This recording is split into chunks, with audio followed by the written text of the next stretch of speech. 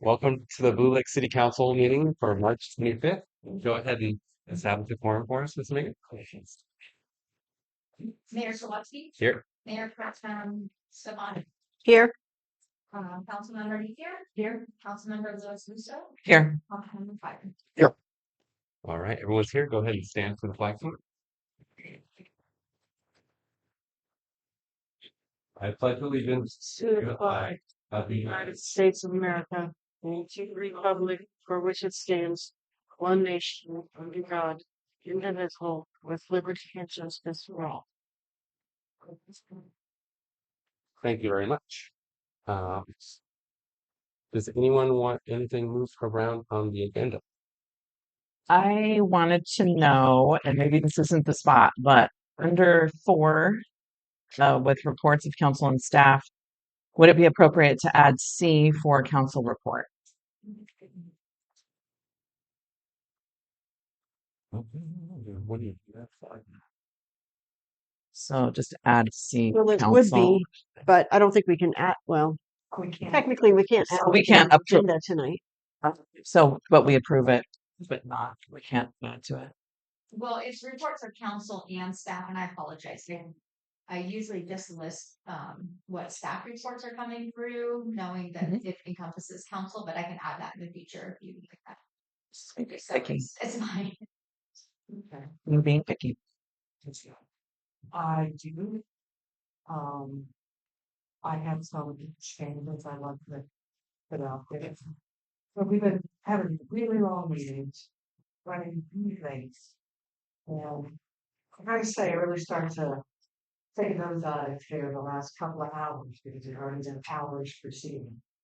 The packet, I think, required an awful lot of research with it. And I would really like for us to be able to focus on some of the council's goals or the council's responsibilities. With that said, I would want to, I propose to move items 12, 13, and 14, which is council goal setting, the fiscal year 2025-26 budget discussion, and the city clerk. I would place those following after item 7. I think there's a lot of information there to go through and to work through, and it would be nice to be a little more fresh this point. So, moving items 12, 13, and 14 to follow after item 7. I would second that motion. Great. Do we need to have a formal approval vote on that? Or do we need to discuss it? Acceptable for the way it is, so whatever you want to do. So we have a city manager, Megger. Do we need to go ahead and have council vote and approve that? Yes, you need to make a motion. Okay, we have a first and a second. All those in favor of moving those items? I Aye. Okay. think yes. So it passed 2-3 with Napier I think Chris abstained. abstain. Okay. And then similarly, to pull item Abstain. 6G. I want to pull that out of the consent agenda and place that as an item following the council goal setting. What is that? Can we do that? 6B is the City of Blue Lake fiscal year 2024 and 2025 salary schedule amendment number 3. We haven't had a chance to look at where we are since we started this back in June of 2024. And I think the point was just a few months ago, if we have to take any actions, if we should. And I think it's more examination and discussion. I thought we did have a What? presentation a couple of months ago. Then the amendment is to add it, the city manager and the city clerk. Correct. Okay. So yes, I'm sorry, you're talking on the salary schedule. I looked at the wrong thing here, 6B. I'm sorry, my typing has failed me. Yeah, no, that's right. Yeah, that's the salary schedule. So yes, to clarify, we see that salary schedule in January of this year, and we have requested that the city clerk be added back to that, which I see that has. But we also requested that that include, the contract employees, which we do not have that information at this time. And in the consent agenda, as I understand that, if you pass this through and just say, okay, then it stands as it is. I think that we should have an opportunity to discuss the salaries and wages part, which is paraprofessional. That's why I'm asking to pull item 6G, which is that salary scale. We've been doing a lot of work on the city clerk position, and I don't think we're at consent agenda for it yet. So do you feel like we can just pull it after or when we get to item 6, or do you feel we need to move it and then put it below our goals? Either way, just as long as we pull it out separately and it's just not hanging within the consent agenda. Right, we can pull that out. Yeah, Okay. we can pull that out. So if it's okay, we'll just wait till we get to item 6 and then pull it at that time and review it. Is that acceptable? Anyone else in the public wish to have items moved around? I think going forward in the future, I'd really like to try and maintain the agenda as it is, just because I think people may come in later on who've been expecting an item to be later on in the meeting. Because sometimes they'll read that and then say, oh, I'm going to be coming to the end of the meeting, not the beginning, or vice versa. So I would hate to move items around and then have people miss the items they want to speak on in the future. I agree wholeheartedly, and I think it fixes that at the council. No, interest. Yeah, we Um, have Zoom locked, so Zoom is locked apparently, so we need to get that working. We do have to kind of keep rolling with this, at least. Take a quick look on the Zoom. So if one can comment on Sure. that, what were we just saying? We were saying that we essentially were going to potentially not be moving items around in the future because it will inhibit people. You know, when you view that document online, you're going to say, oh, my item's at the end of the meeting, so I'm going to be 30 minutes late instead of at the beginning. So that's my only concern. I completely agree, and I think that an easy fix to it is that the council has a little more determination in its own, in the setting of its own agenda. It's been very challenging, I think, to meet the amount of information that we have to research and read and verify and discuss. And to be able to just like have this flowing and probably right I find it to be very challenging. I expect it's higher than these working through the reviews out. So.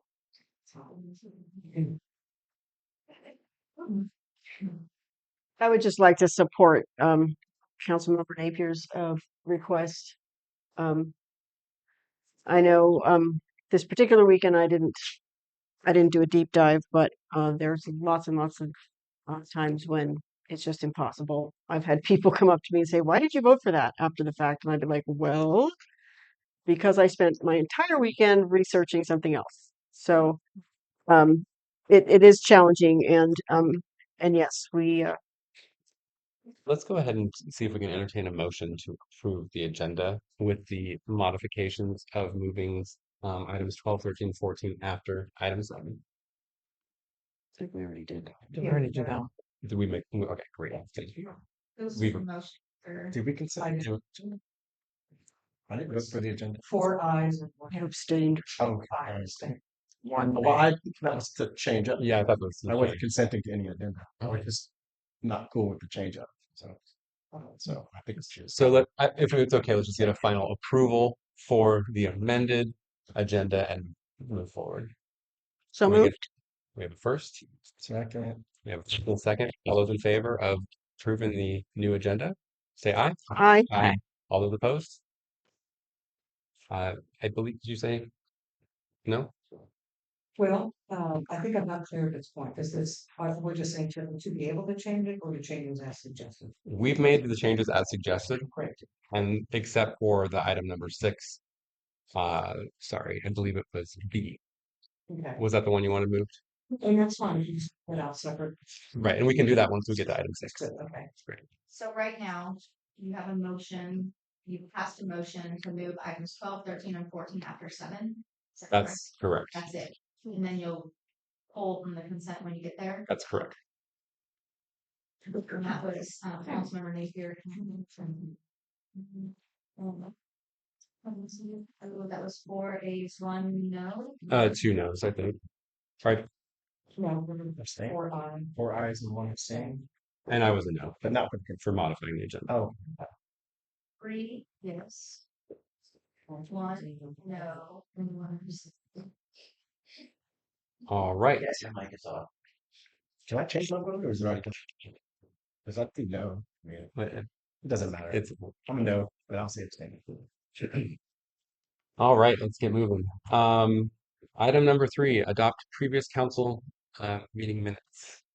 Does the public wish to comment on the agenda before we move forward? Seeing none, we'll go ahead and move on to item number 3, adopt previous council meeting minutes. Does anyone have any comments about the meeting minutes presented to us? I just have a couple of typos.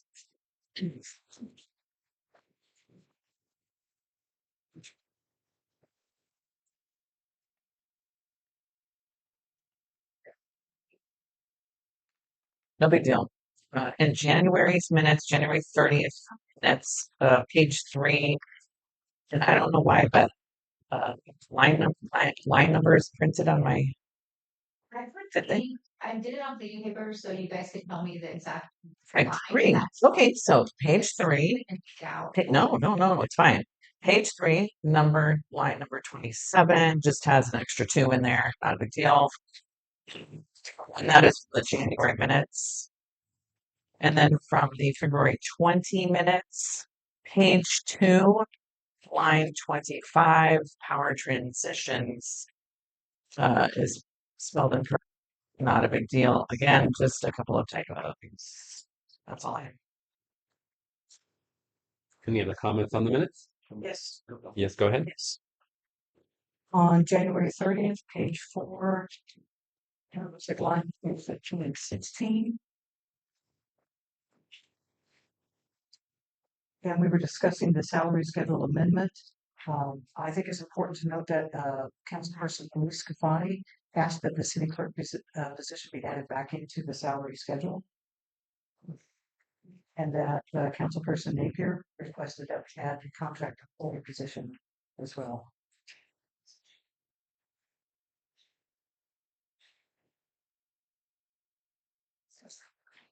Page 4, 15, 16.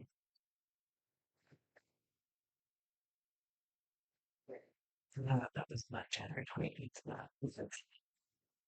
But that was Yes. part of our. Okay. That's. I just want to confirm we are recording. Is that correct? Sorry? We are recording. Is that Yeah. correct? Okay, great.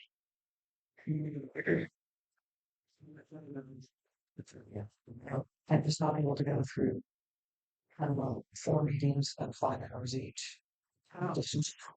Well, it says January 30th, continuation of 28. So, they're one and the same meeting, essentially.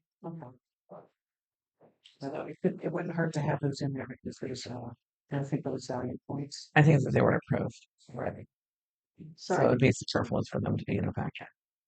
Well, not if they're in January 30th. You're saying that they're. Wait, The do we have? 28th minutes were already approved Mhm. on the last meeting, Oh, all right. so we don't need them. I can't say no. You realize. So the added language, is that, did that come from the recording?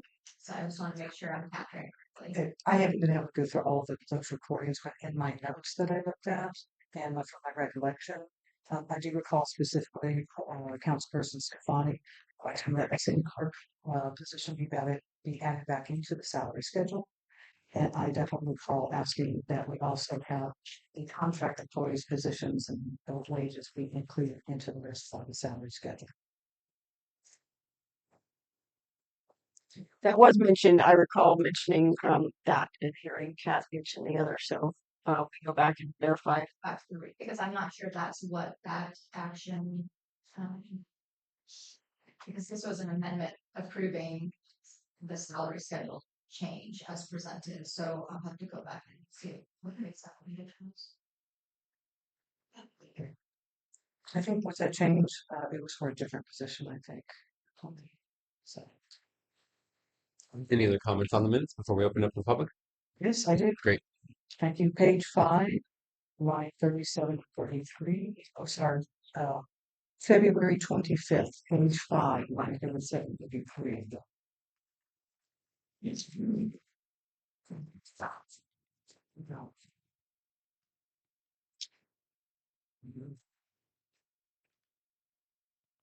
Second. And then, the comments on trust and her comments as council member nature, comments on trust and her comfort with technology. I think it's important that it's stated that I commented on the importance of building trust in the community. I think that's kind of a significant difference there.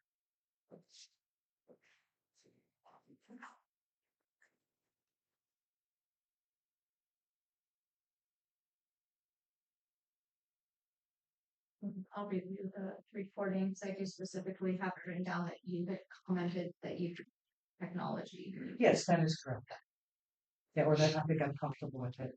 So it's not the technology, but it's the matter of, we don't have the trust within the community, and that's really something we have to address. Like I said that, and then you Oh, followed. yeah. Michelle said it first. And just It's like, here. for clarification too, the meeting minutes are, we do action-based minutes, and I can't capture Comment. every comment or thought process, so, just keep that in mind, is to try and capture enough so that it leads you to the action and you have that background, but I can't capture every single comment. And I appreciate that, and I was very judicious in selecting those changes that I thought were really important to convey. We're not trying to have a full narrative here, but I think it's really important to make some distinctions. The next item would be on February 11th, page 3, line 7.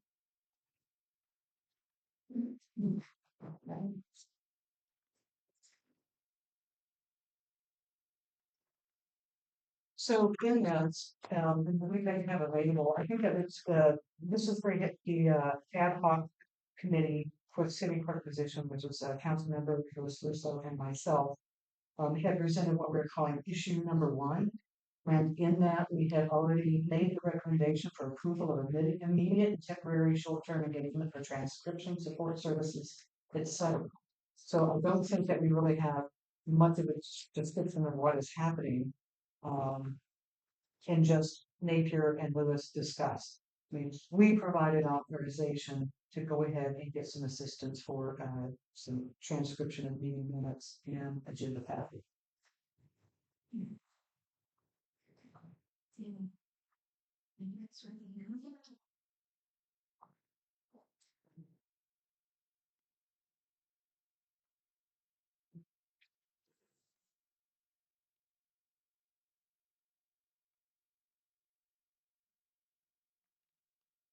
Anything else? All right, here we are.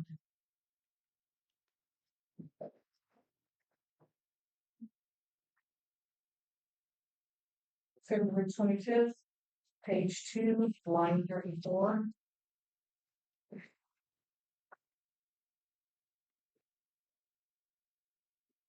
After I attended the REJAC meeting, there's a presentation by the local union. If you could please put in there that was discussing the PLA, that's a private labor agreement. And so our unions are really important to our safety, to have very high standards of performance. They also bring home living wages. And if we don't support our local unions, we won't have them. And if you look at the history of unions, I think it's extremely important. So I would like to have it included that I propose considerations of PLAs, which is private labor agreements that can have a percentage of our products required to be employed. And again, I understand that this is a narrative, but I think that these are some important points that are really getting left behind. Last item, February 25th, page 5, line 46. Let's see here.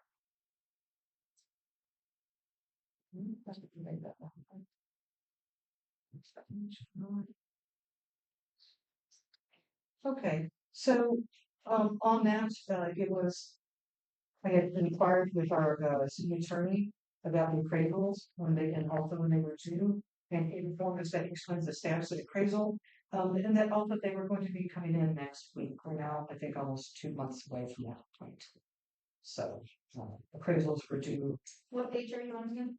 That is page 5, revised 26. So from that point, we've been expecting to get these appraisals regarding the power transitions. Certainly, we're expecting to get all of them. And I do understand in the report that there had been some issue with the appraiser using appropriate zoning or not. But that was kind of at the beginning where the council was informed that these appraisals were coming. That's it. We weren't Added into that. appraisal next week. Power conditions. Power plant appraisal due next week. I think that would be the most accurate.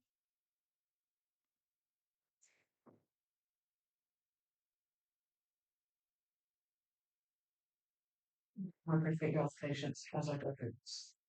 They usually count on Michelle to catch everything. Thanks for taking such a deep, close look. Appreciate that.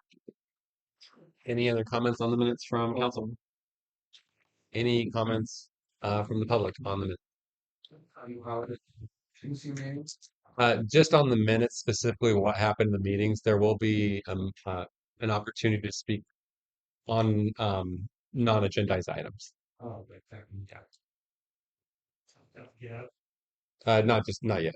I mean, unless are you gonna talk about the minutes? On the minutes. Okay, yeah, you can, yeah, go ahead, get up.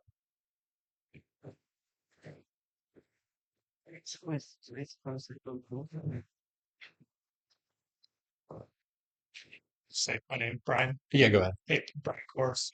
Hey, I was reading through the minutes, and do you guys record? How accurate is it? It's recorded that everybody shows up from the public. Does that have any value, or does that have to be 100%, or is it just kind of like, I mean, you're on the recording of the video okay? and what you state is there, but usually not necessarily descriptive in the minutes. I just noticed that it'll say like one person showed up, but not the other, Mhm. or It's is it just, I mean, I try and capture as many as I can, but okay? as the meeting goes on, people are coming in and out, I can't do it. So we're not required to capture the actual names of the Okay. present, but we try to do as much as we can. Would like a roll sheet be helpful if we all signed in like a meeting? To state their names, provide the names, so. If we chose to, would that be and they being posted that? Like just a roll sheet that we could sign into like other meetings that I've attended in other situations? I, I think if folks want to be put down as being present, that's a great idea. Okay. Thank you. Any corrections on the minutes? Just the minutes don't reflect it was Great, here. thank you. All right, anyone else from the public? Seeing none, and Zoom's down right now, is that correct?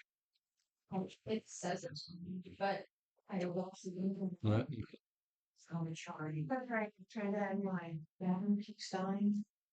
Will it, yeah, will it do that if it's in the box? Yeah, oh, yeah. Okay. The box will, they'll turn itself off. Awesome. You just flip it on your shirt. It's too thin, thank you. I think it's forward. All right, seeing none, let's bring it back for council for approval of the minutes. So we get a motion to. Motion to approve Second. the corrections, I mean. Second. So we have a motion to approve with corrected minutes.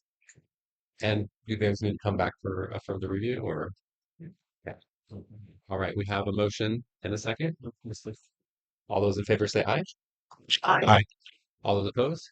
Hearing none, it passes unanimously. The first was Elise and second was. All right, moving on to public comment. The public's invited to present. What was that? Oh, Yeah. sorry about that. Item number 4, reports of council and staff. Does anyone from council wish to speak on any meetings they've attended? Oh, that's where we go after. You go. I belong to the Waste Management Authority, and we meet every month, and it's quite an exciting meeting, and I am really excited to invite Director Keller Hackman to come and make a presentation at some point in the future on what waste management in Humboldt County is all about and where we're going and what kinds of Senate bills we have to follow and where we're at with organic processing and uh, waste disposal and contracts with haulers and other things like that. So anyway, basically went through a mid-budget review and looked at some RFPs for implementing waste management, organic waste processing into the current waste management system and looking at some other ideas for the future for waste management. So, that's my report. Great, thank you. Anyone else from council wish to report? Seeing none, go ahead, sorry. Just was at the REDAC meeting last night, and they provide loans of $10,000 or more to any $100,000. Great organization, very complex financial reporting. So we had about a lot of that. And one of the big takeaways was that is that it's an organization of 4 people that have access to millions of dollars, and they have excellent internal controls. So I think that's something that just because you have a small staff doesn't mean that you can't put in place a good system of oversight and checks and balances and even technology that kind of keeps everything on the straight and narrow. That's miracle. Great, thank you. Does the public wish to comment on any of these items or not? Yeah. He's Redwood Region Economic Development Commission. Great. Moving on to item number A of, or sorry, 4A, city manager report. Like,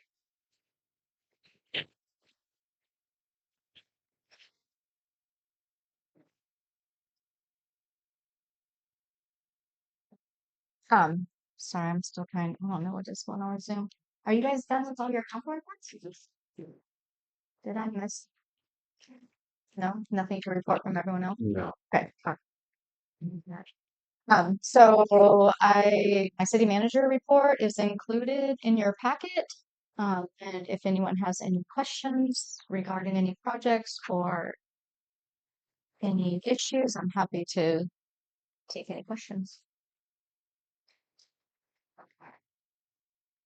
Does anyone have any comments on the city manager report?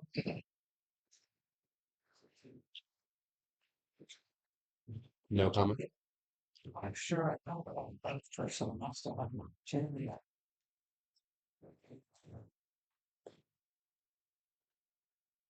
So Brad, one more.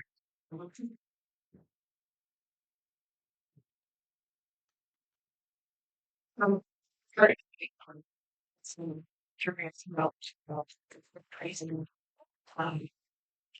there's honestly some crazy all of some people are to pay for the pay. Is that payment that's gonna come in the future and it's already happened? So kind of both. So we have completed a large portion of the paving. We still have some paving left to do. We were able to raise enough funds to pay for the paving to date.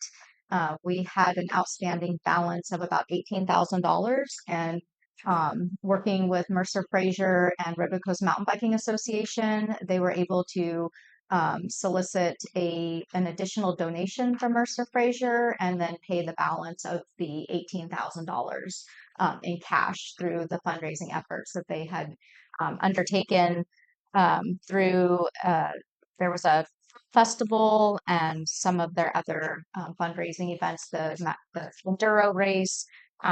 So we are currently don't have a balance owed on the paving, and so we're going into the spring fundraising to continue to add more paving to the site.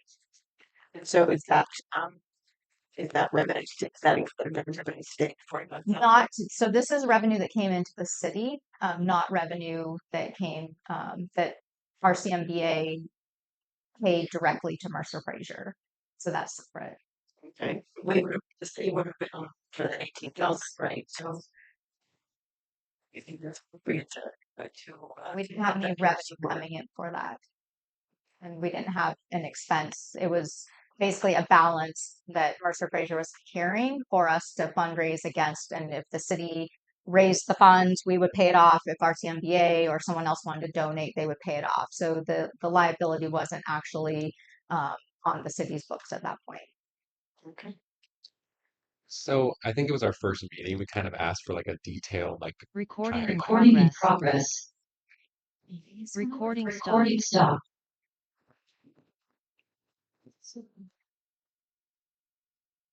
Yeah, I do have a revenue and expenditure report that I thought that I can provide to council as well. So I just the totals that you have, the revenue to date, the 45,879 came out of the revenue and expenditure report, and the expenditures, the 47,832 are encapsulated in that report. But I can provide that to you, and um, that's an itemized accounting of all of the revenue and expenditures. I think one question we had was kind of like when the project got approved. We had trouble tracking how the approval process went for the bike park Um, and how it was brought forward. Yeah, so a number of years ago, the project was initially brought forward to the Planning Commission. We had actually designated that area for recreation because of the setbacks required in the opportunity zone.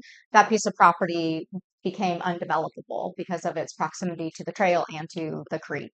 So it was really only suitable for recreation. So the Planning Commission, we discussed it at the Planning Commission. Um, and it was recommended that it move for recreation uses, and then that ultimately came to the council for approval to move forward with the bike park. So the council took that action to formalize that, and we basically started down the pathway of doing looking for funds and opportunities to develop a bike park. And it was all there was no money at that time, but the council did designate the land, so the land could be used for leverage for different grants and opportunities. So even though the city hasn't really put in a lot of cash to the project, we have put in land value, which is great, and we've been able to kind of leverage that to look for additional resources. So this was a project that kind of started through the rezoning of the Powers Creek district. Like I said, those setbacks really became kind of a defining scope of what land really could be developed and how. Um, and so that's kind of the process that it went through. I think part of what John was asking about was the timeline of the actual meetings and motions and actions by the council Yeah. that approved the bike park when those things happened. So if you could please, at some future time, maybe at our next meeting, if you could give us a rundown of that process. When it went before the planning commission, when it came to the council, I recall as a council member approving your application to a grant. I don't recall ever hearing about what happened to that particular grant. I don't recall ever being part of the discussion when the bike park was approved to be built. So I'd just like to see where all that happened in planning. Please. So is this something that we have to make a direction on as a council, that's coming up next time? Or how I does can it work? provide you the information. That's not a problem. Well, I mean, is there like a further discussion you want for the bike park, or? so it's a concern that, when we had a request in January to kind of see this sooner to come to fruition. I do appreciate that you're busy. However, sometimes I find that the things that are requested by council just sort of fall off. And I know you had suggested whole business or continued business listing, so that you kind of keep track of these items. I agree too. I think it's becoming burdensome to have 4 or 5 council people and trying to piece together so many bits of information. So, but for me, I very much want to be able to see all money, all kind of materials spent on this, broken out by department, correct? Where that money came from, if it's general fund or if it's grant or if it's donation. Basically, we need a full accounting on this project. That's kind of the only way that we can really be informed on where our project stands. So that's that would be my request, is to basically fully company specific to that project to include, the planning and development stages. I would support that as well. And just so you're aware, this is the second time we have asked for accounting for this project. Well, I thought that's what I was providing you with the revenue and expenditures, what's come in and what's come out. So I can provide you the detailed reports. It's no problem. It's all coded and you can pull that report. And then with this, to include those, meetings with the planning commission and your discussions with council relevant to the approval of this plan. Any other comments on city manager report? Yes.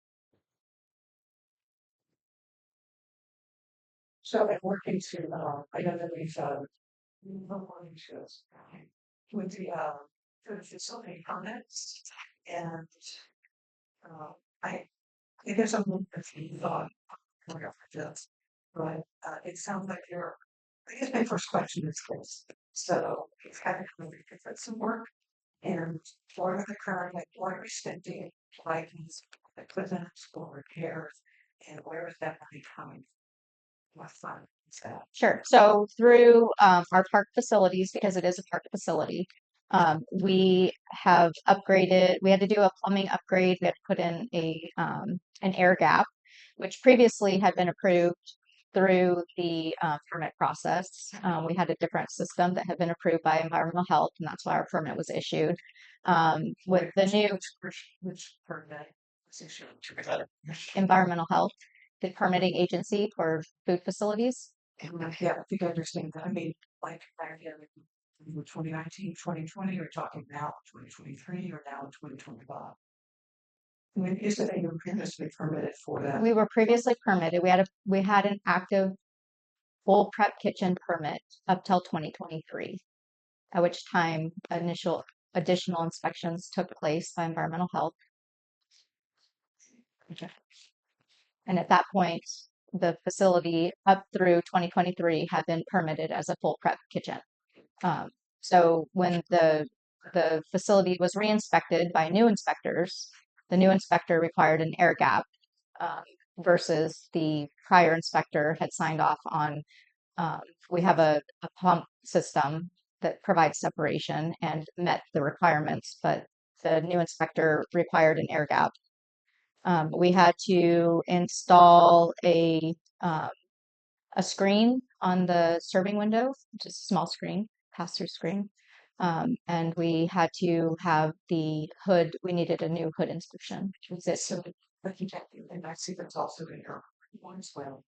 What I'm asking is, how much does it cost for these inspections? How much does it cost you for the time? How much does it cost you for the, and what funds are paying for all of those incidents?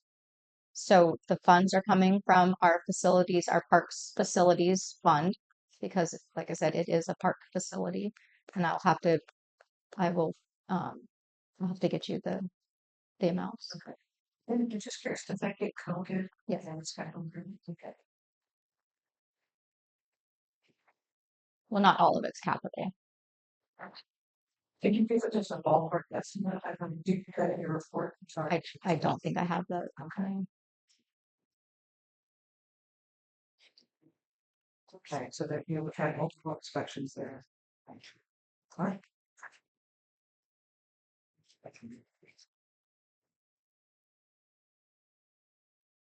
So on the city corporation yard, Mhm. there was talk about doing like a financial analysis of that, and we were wondering if you said you already had something available. When will council be shown or presented with the financial? I actually provided that to Councilmember Napier because she had asked about financial analysis, and I can provide it to the rest of the council as well. So we had received a grant, I think it was in 2020 through USDA to do a financial analysis for the city to help direct us on what were our best options to start looking at economic development, where would be the best opportunities to kind of focus interests based upon kind of our current situation, the focus on recreation. And so we received funding and hired a contractor to come in and analyze the community, analyze our amenities and kind of help look at what were some of the foundational amenities necessary to kind of start this kind of economic resurgence. So he had recommended immediately looking at food. That's one of the things. We have a lot of recreation facilities, but we didn't have ways to really feed people. When parents were here in the park with their kids and they got hungry, they would have to leave Blue Lake to be able to eat and stay longer. So food and drinks was a high priority for investment. Um, and so that report is, I can provide copies to all council as well. So I do recall you bringing the report to me, and I appreciate it. I think it's really excellent. It's a report that kind of it describes all what my calling economic development in the zone, and it kind of specifies different things we could do with that. But specific to what President in regards to the city board and all those projections for the city corporate yard, what would it look like if we didn't do anything? What would it look like if we sell it? What would it look like if we lease it? What does it look like 5 years, 10 years, 15 years from now? How much would it cost to clean it up? How much does it cost to build a new corporate building?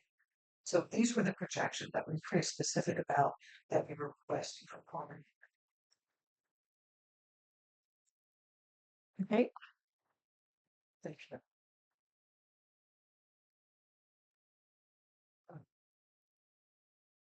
I know that we've touched on it a few times in the past where our policy very deep in the handbook is that any information given to one council member should go to all of them.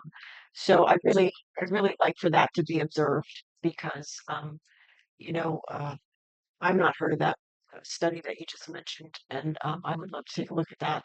So I think that anytime any one of us asks for some nebulous piece of information and you produce something, it should go to all of us.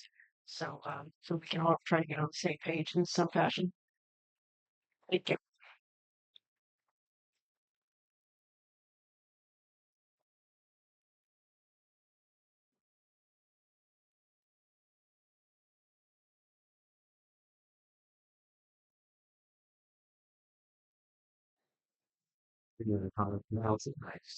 On the Zoom.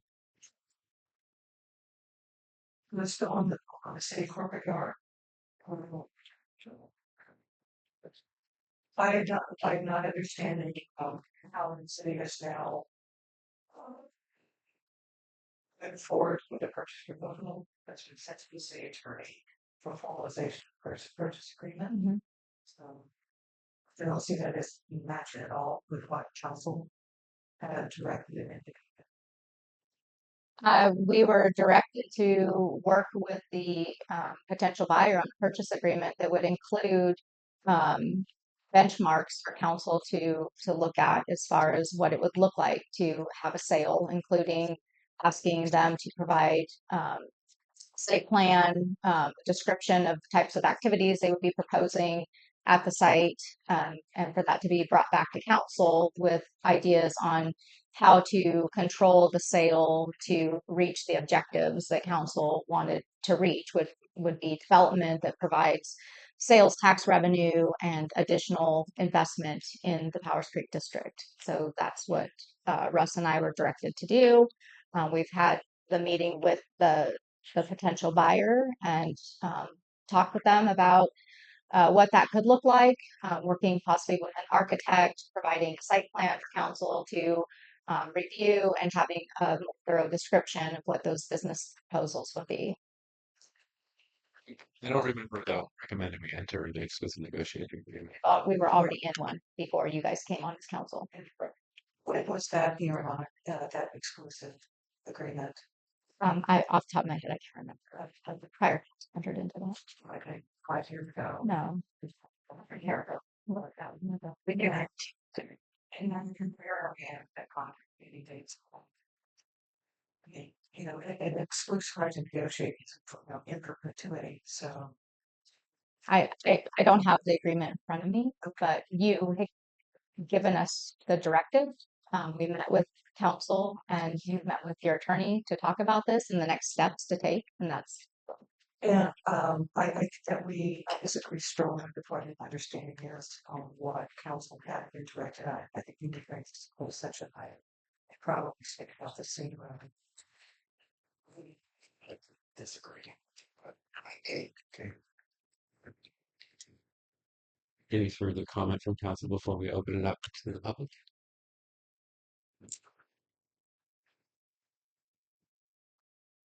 Go ahead and open up the public for comment on the city manager's report. It's on the manager's report, yes.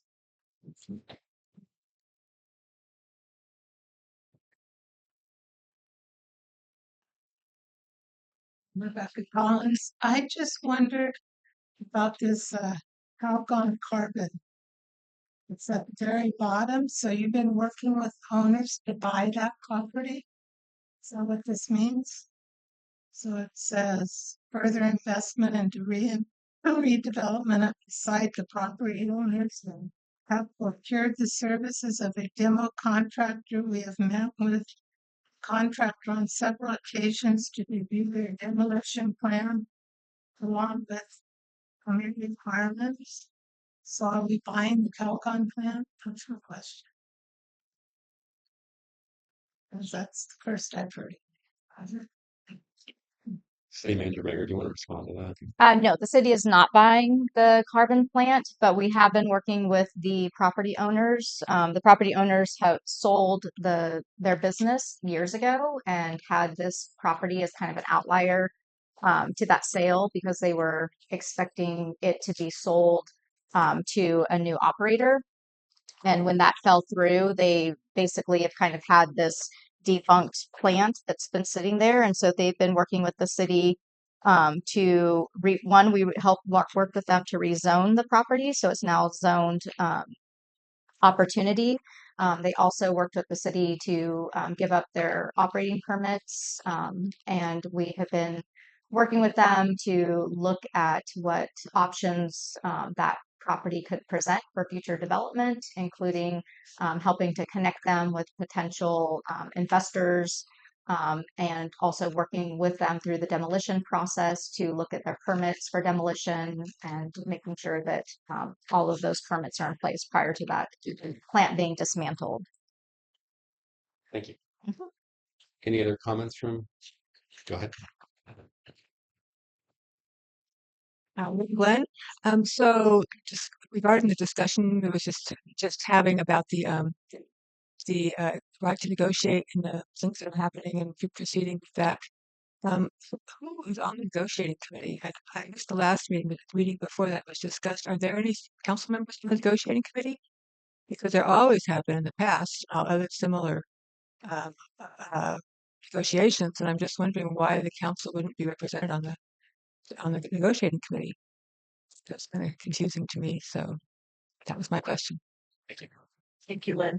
That's a really good question. And You can't comment too much. right. So I think that a future agenda item perhaps needs to address them. Previously, the mayor was on that negotiating team. Julie Christie, go ahead.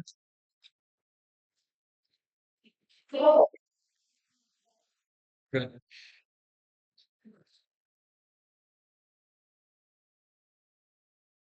Most of our council is gurgled. We can hear Mandy very well.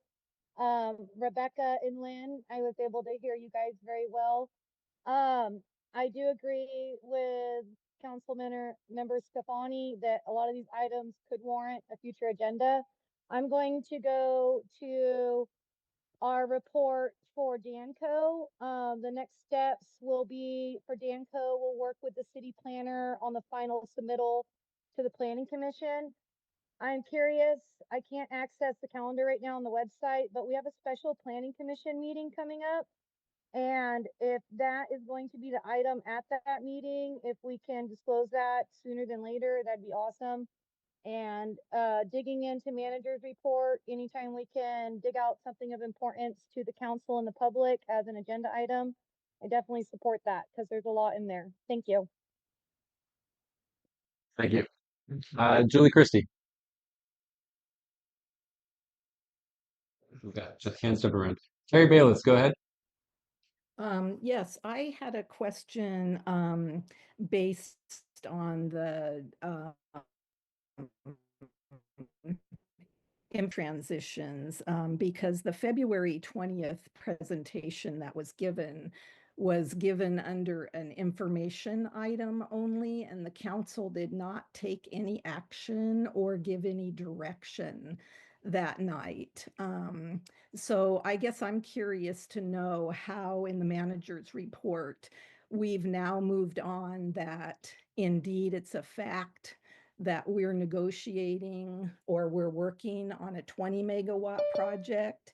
And if we are going by what the city attorney talked about that night in his PowerPoint presentation, that project, I I guess I'm a little confused because I've never heard the city council bring it to an agenda item or say that they for sure were moving in that direction, because that was an information item and a member of the public brought that up. So it, according to the Brown Act, you wouldn't really be able to take action on it or give direction. So I'm wondering how we've moved in this direction if the council's never taken action or given direction. Thank you. Great, thank you, Terry. Any more comments on Zoom? Last call for comments from the public. Bring it back to council for any further discussion. I do know, sorry, with item 4A, part 1 project. Council has received any documents the attorney that they requested through our attorney Ruskins. These would be all the legal documents, including all the contracts, change orders, contracts, all plans and specifications, all changes to the same, and a complete law and count from the principals to the project, including the to Danco, city staff, its representatives, and the architect design firm. Basically, this project has been around for a while and has morphed many, many times. And I think that this council should be able to be apprised of where it began and what has been proposed in leases and where we are today.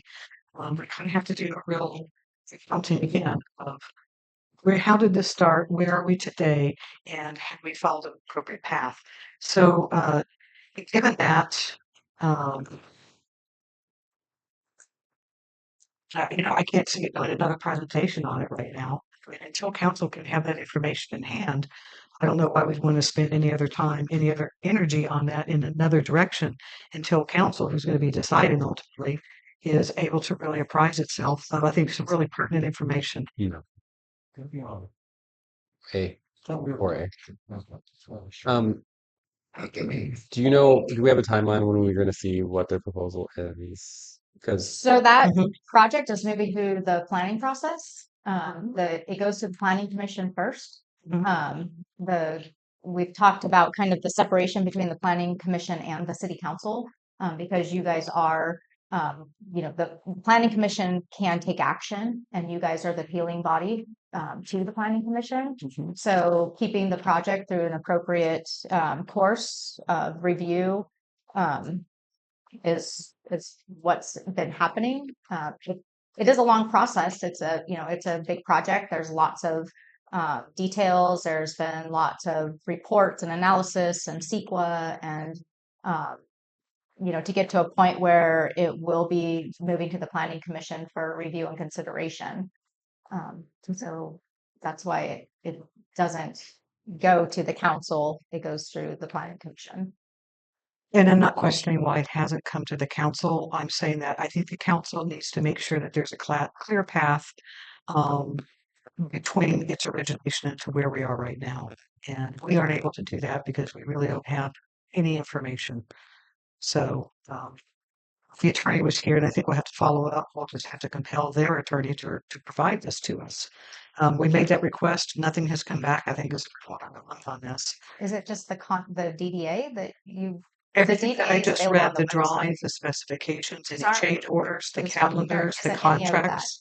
There are no drawings, there are no specifications, there are no That's what's change going to be orders. submitted to the planning And that's commission. still something that is something that council could see at this time.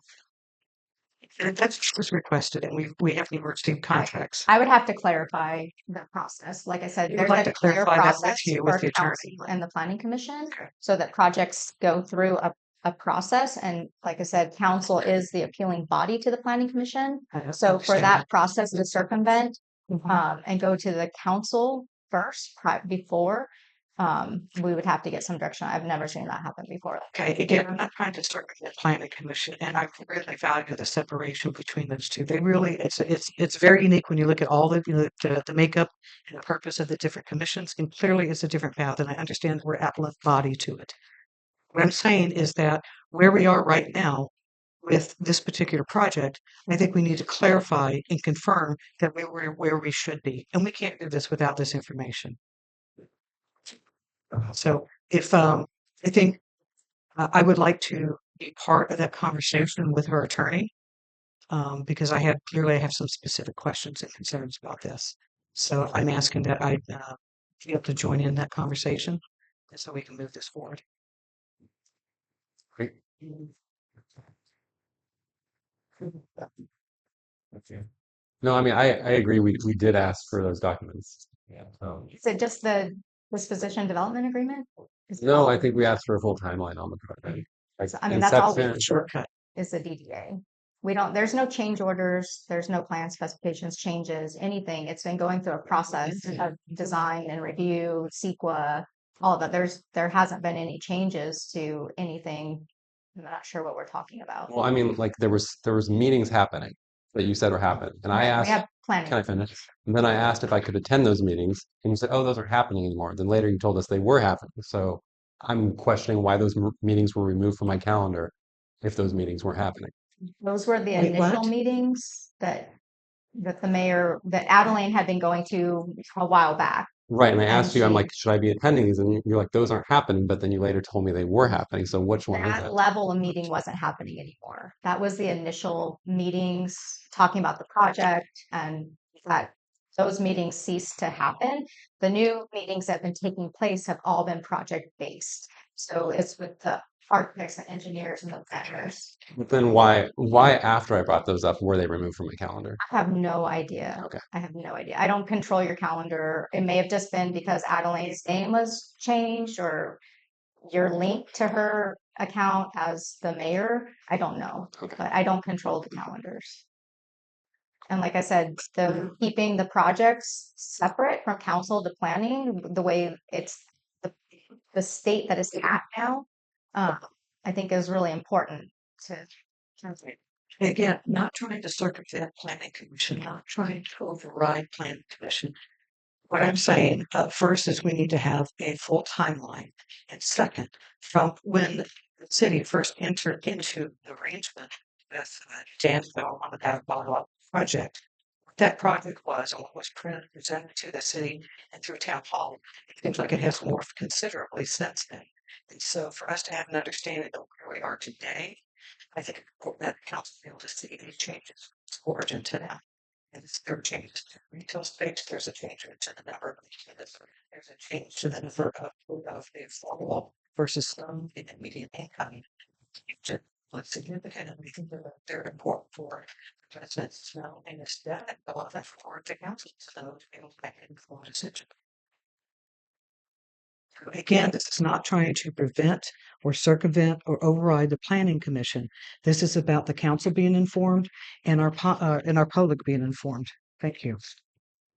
Isn't there a reason why another designee of the council could not be attending this meeting? I'm really not sure. Like I said, I think the issue has been that separation. So if the planning commission makes a recommendation to the council and the council is in a position to appeal or make a decision on that, the problem is having a council member who's been part of that process you would have to recuse yourself, I guess, from the process is what I would anticipate.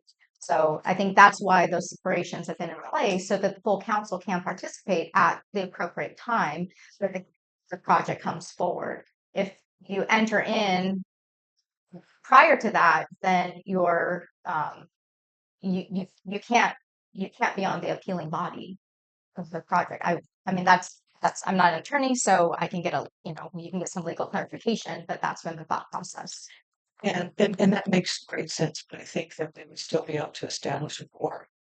So I think going into it knowing that an individual might not be able to participate if it comes to review, as a second tier after the planning commission, I think it is more important that the council be apprised and involved and know every step of the way as we move forward on these projects. Just my opinion. Experience and throw this out.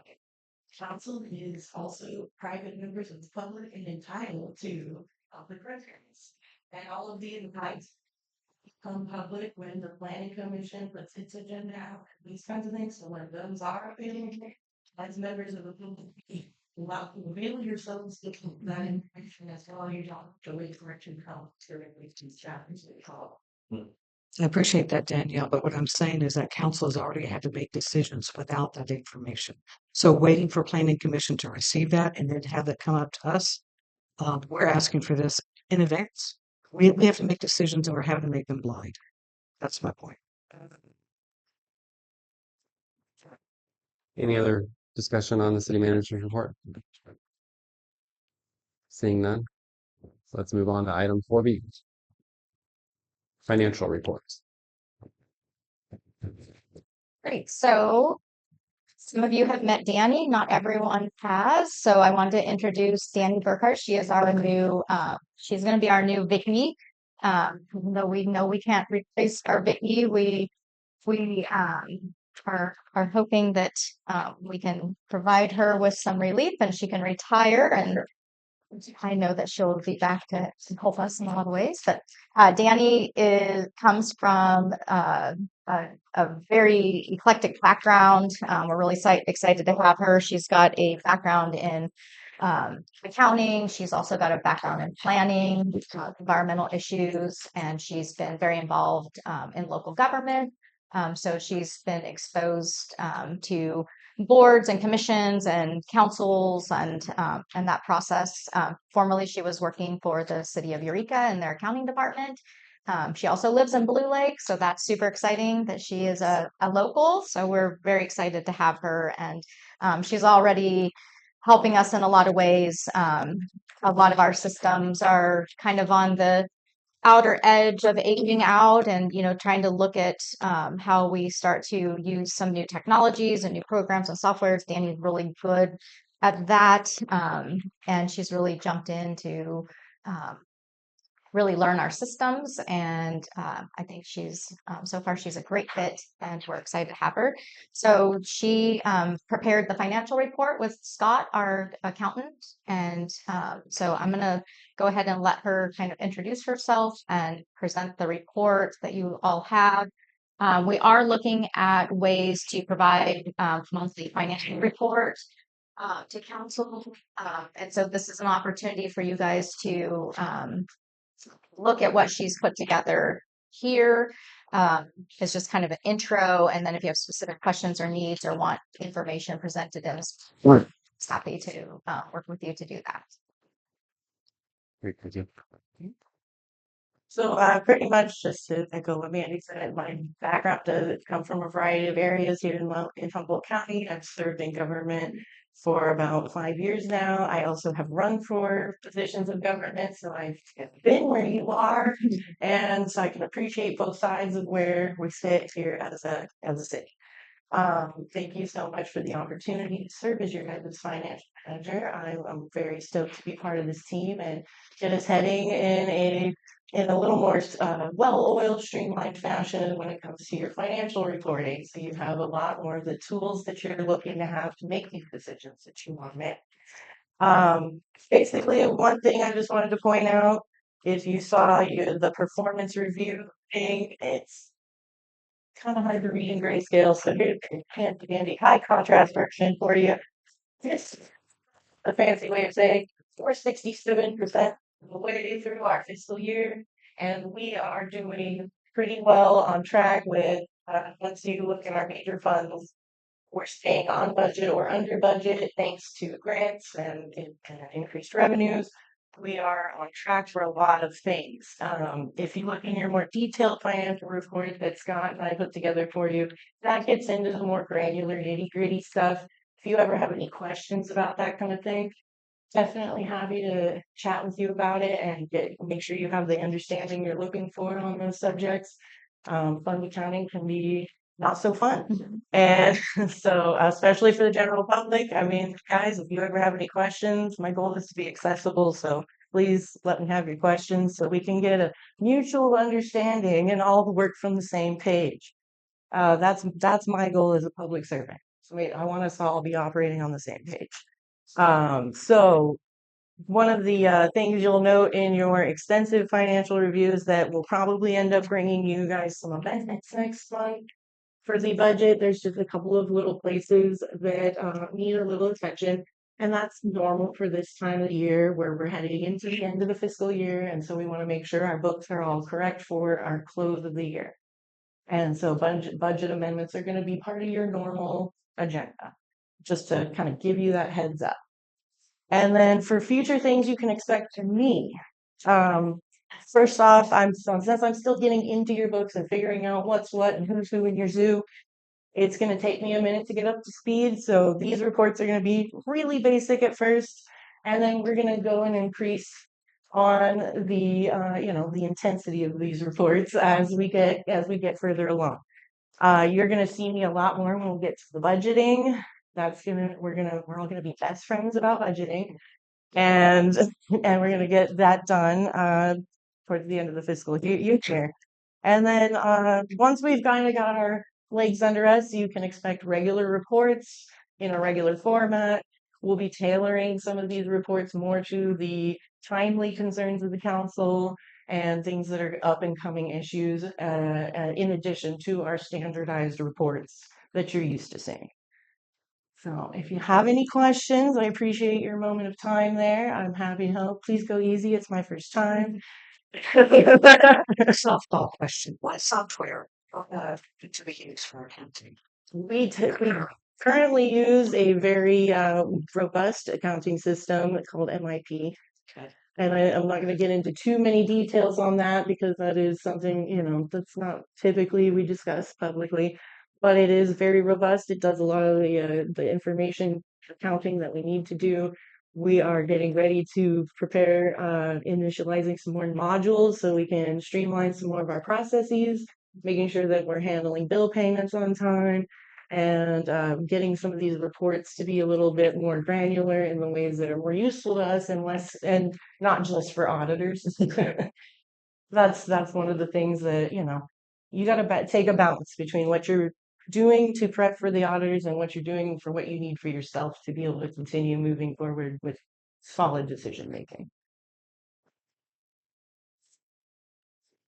Would you say that the Powers Creek District Fund ran a significant deficit in the last 8 months?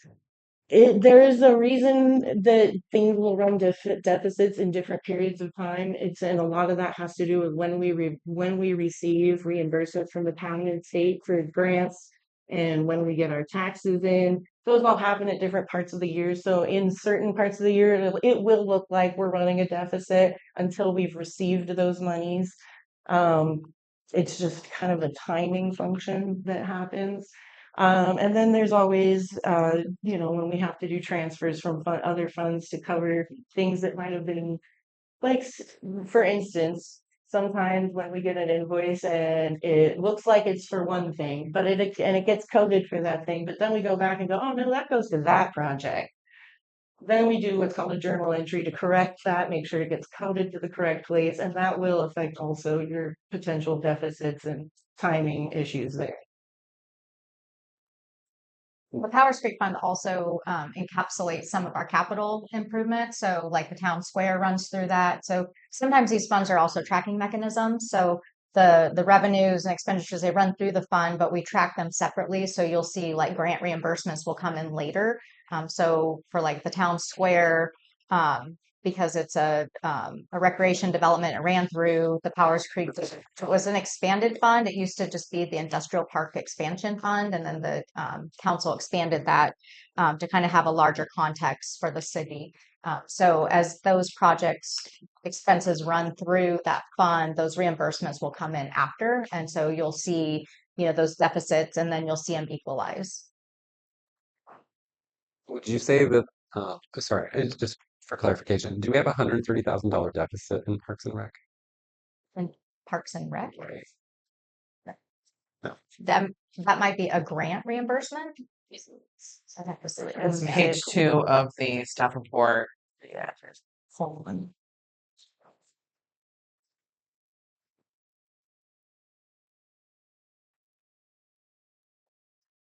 There, just before the financial report. Right. Stats report. There we go.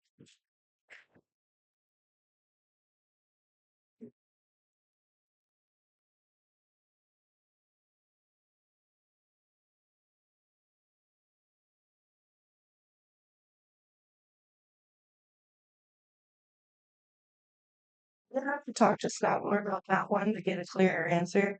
I don't believe that we are in a deficit there. I think that it is because we're waiting for transfers in. That double check on that with Scott and get the council an answer on that. It might be the state park per capita grant too. Comes in that fund. Isn't the state park per capita grant long exhausted? Like long ago? Yeah, but we have reimbursements pending still. So because we did the roof and a bunch of other projects. So there's still reimbursements out there. So the roof is being paid by that grant? Yes.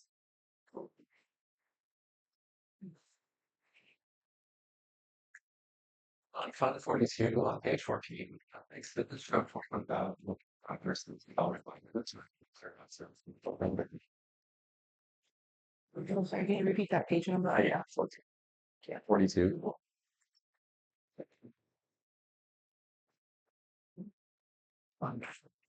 Page 14 is Fund 61.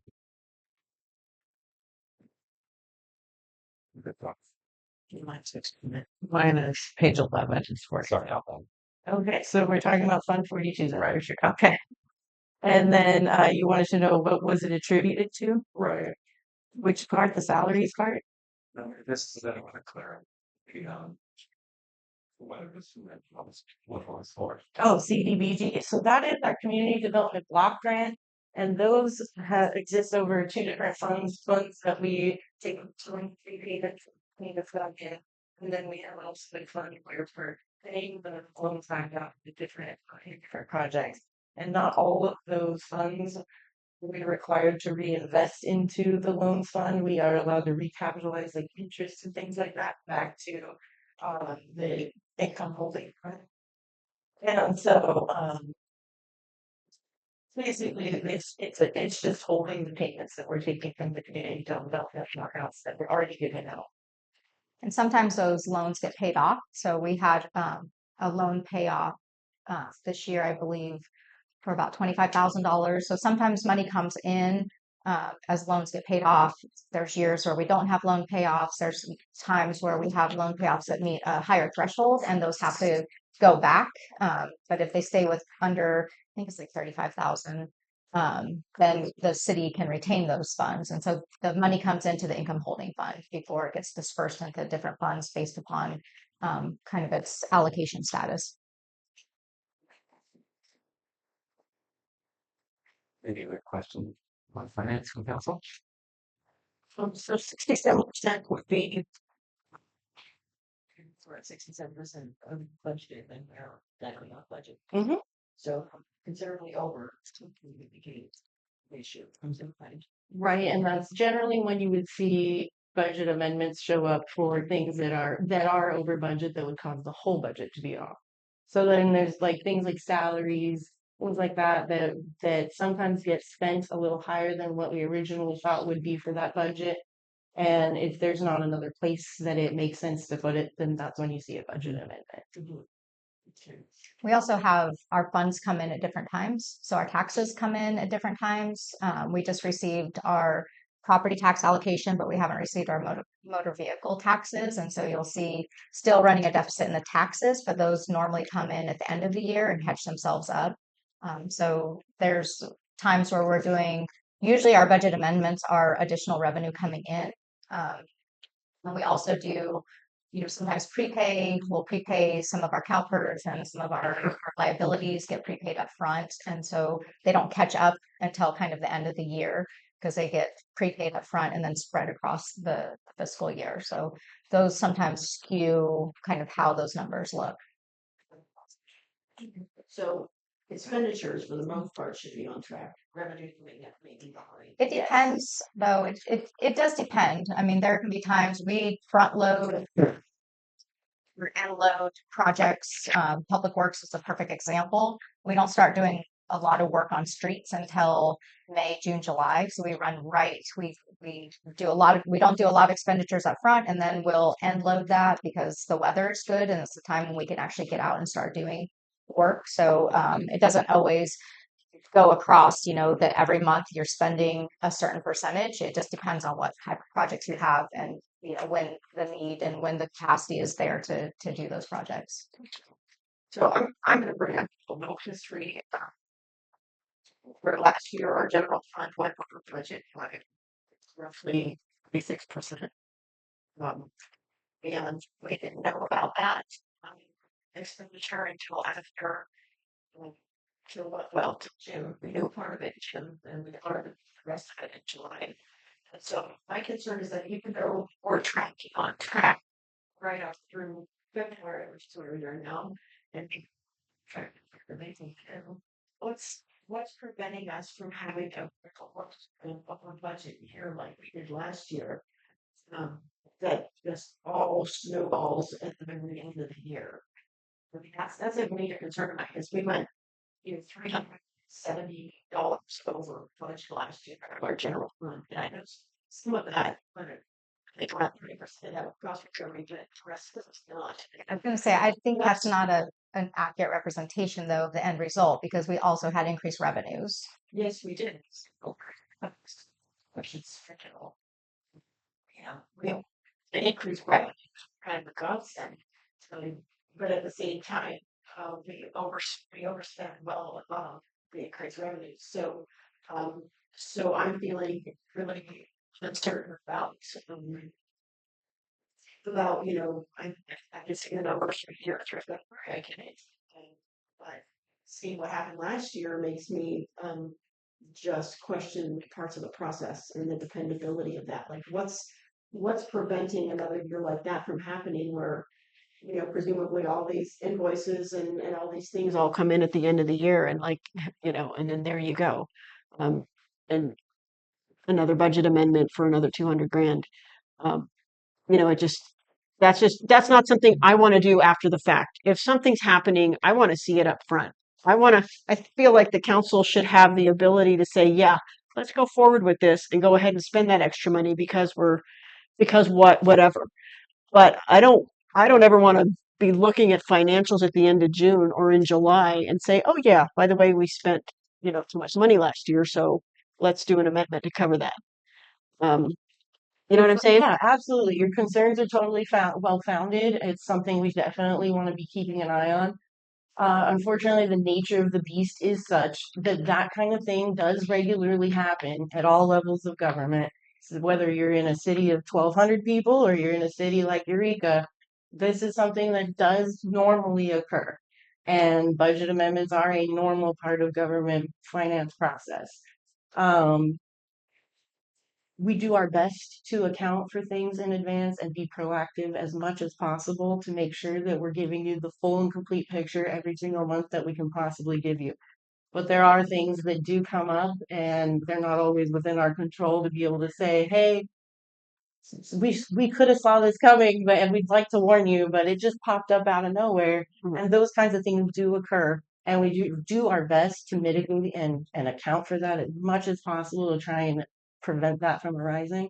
We also do a lot of projections at the beginning of the year, trying to set a budget, including when our projects come in and are delivered. And so I know last year we had project expenses that we didn't anticipate coming in that fiscal year, but we were able to get far enough ahead in some of our construction projects. So those we were ahead of schedule on some construction that we had projected would go over into the next fiscal year. So that's not necessarily a bad thing because those revenues are there to reimburse it. It's just a timing issue of, do we project that we're going to be complete with construction at the end of June 30th, or are we going to be at 80% and we're going to be 20% is going to roll into, the next fiscal year? If we are ahead of schedule, we're going to have those expenditures in that fiscal year that we didn't project, but it's not a bad thing because those revenues are also there to pay those costs. It's just shifting it from one budget year to the next. And we had a lot of additional revenues that came in that caught up. When we brought the budget back, it was to pay for those increased costs. We had the increased revenue to pay for it. It's just timing. Some of these funds come in at different times, and it's really a projection when you're setting your budget for the year. But wholly, we shouldn't be over expending. We're managing our revenues, and a lot of our stuff is grant based. Everything else is pretty stagnant, but most things, and there's times where we bring in a grant, that we hadn't anticipated. So that's additional revenue, that's additional work, and those things have to be accounted for through a budget amendment. Well, I'm fine with your explanation. I just looking back on what happened last year and trying to reconcile that, I know that, our landscape in City Hall is changing. Danny's here and she's going to be doing things differently. But I feel like last year was really, I don't know if it was unusual, honestly. But I feel like when so much of our capital improvement, different things are going through other funds, to have the general fund be in that situation, it was really concerning. So, and also when I tried to go through the documents and even met with Scott, it was like there just didn't seem to be really good explanations. Just, oh, the invoices came in later, and to me, that's kind of a thin reason. I mean, I feel like, $200,000 worth of invoices and $1 million budget. That's a big chunk. So it seems like that needs to be, forecast, and we need to know that those things are coming. Or I think you just have to have a reasonable expectation. If those invoices are project based, they're grant based, they're going to be reimbursed, and we're just ahead of schedule on a project, Yes, and we didn't anticipate it. but I don't know it's that not a bad thing. Sure, It's sure. not a negative. Yeah, I don't know that those were project based. I have no idea what they were, honestly. They were here and all over the place, but I don't believe they were all project based. So that's my concern. Any other comments on the financial report? I just was wondering if Danny could kind of spitball some percentages. When you look at the budget for the city, and I understand you're new here, but how much would you say roughly, what percentage of our overall budget is for, staff and materials for public works? What percentage for Parks and Rec? What percentage for admin? Just I any honestly sense. couldn't give you that, and I just helped Scott finish the financial transactions report for the state controller's office, and that's an ask, and I can get you that information, but and I'm happy to do it. But it's definitely not something I'm prepared to give you off the top of my head right now. Well, like I said, it was just a spit. I understand you're just new with the figures, but would love to have it, but you would want to check in with your city manager on that. Any other comments on the financial report? Seeing none, I'll open up to the public. Anyone in the public wish to talk about finances? I know you're excited.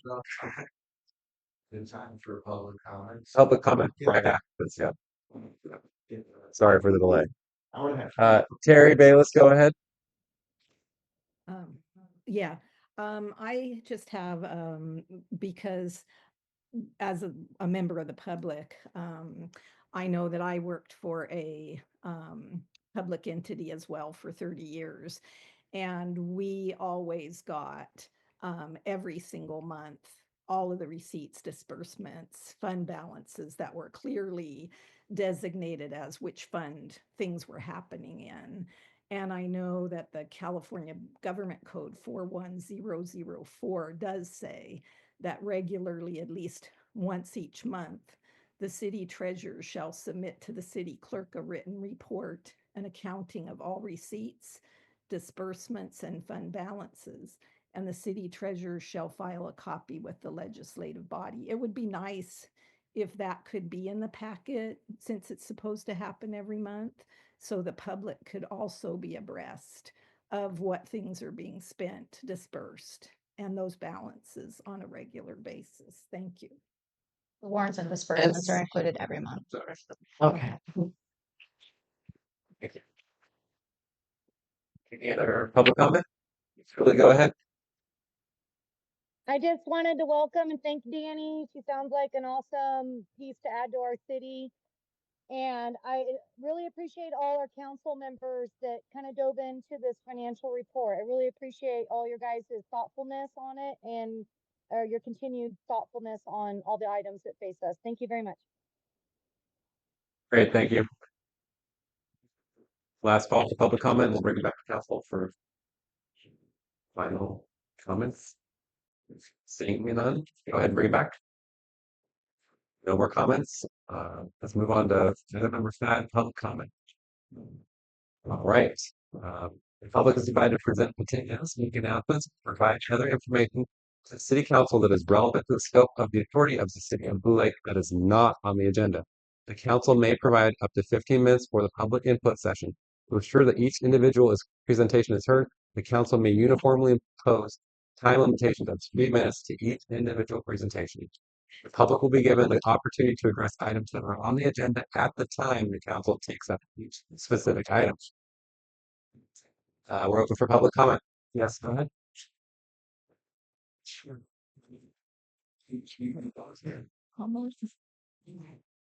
Good evening. Thank you, everybody, for being here. Thank you, Danny. Really appreciate it.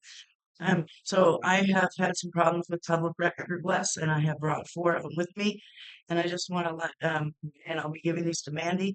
I actually am going to be asking for all the USDA plus any other grants received for the commercial kitchen, snack shack, serving booth, and any other information to it. I will also be looking for missing managers reports. I have 44 of them in the last 10 years I cannot find. And I also want to know all contract services that the city has. So the planners, your risk management, whoever else is contracted with the city. My biggest one that I'm going to be giving to Mandy tonight for my public record request is the state park per capita grant. I've been tracking this for 2 years, and I still am missing over $75,000 in receipts, grant expenditures, and I know there's some that are still coming in, but I have all of it here, but I have seen to still be missing about $75,000. So that's what I came here to speak for tonight. So thank you, and Mandy, for being nice to you. Anyone else in the public like to comment on agenda items? Go ahead, sir.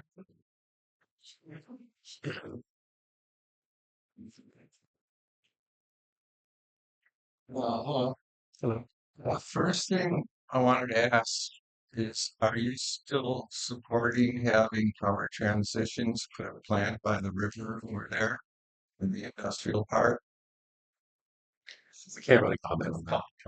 We can comments. We can't answer we don't really answer questions during this phase, but you're welcome to like make comments about that. Like you could say, I don't like that idea, or I like that idea. Okay.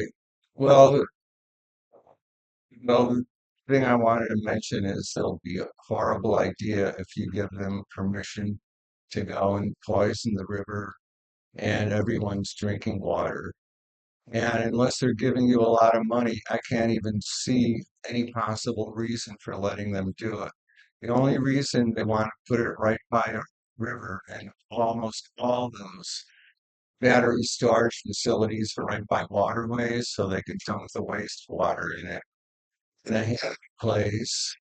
And your number one job and responsibility to the rest of Humboldt County, everybody gets their drinking water just downstream from here.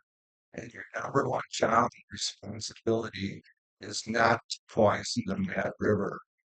And to let something like that happen is helpful. I mean, there'll just be tons of toxic materials there. And if there isn't a fire or anything like that, it'll just be ongoing pollution into the river, poisoning everybody. And you are too, if you can't see that, you really should at least consider the possibility because it's just horrible. And if your reasoning for doing it is because they'll get rid of your first big mistake, having the wood fire power plant there, that's just insane, totally insane. You're replacing steel and wood there with tons and tons of toxic metals, put your cell phone battery in your coffee and drink it and see what happens, because that's what you're doing to everybody in the county that gets water from the river. And people are going to curse you in your graves if you poison us all Thank for you. nothing. Thank you. Thank you. Think about the consequences of what you do. Appreciate it. Any other public? Yes, go ahead. My name is Lynn Glenn. I'm a member of Blue Lakes 13 and also a member of Redwood Coast Tsunami Work Group. And I wanted to say that tomorrow, March 26th at 11 a.m., there's going to be the National Weather Service, and our group is going to be promoting the North Coast Tsunami Drill. And at 11 a.m., what that means is you'll be getting a reverse message from the Office of Emergency Services on your phone. So what should you do? Well, in Blue Lake, we're not in the tsunami zone. However, you might be. So the guy in the back. Yeah. Would you guys mind being quiet in the back? Thank you. Continue. Sorry. So in Blue Lake, we're not in the tsunami zone. However, anyone could be in the tsunami zone at 11 a.m. or any time that there happens to be a tsunami alert.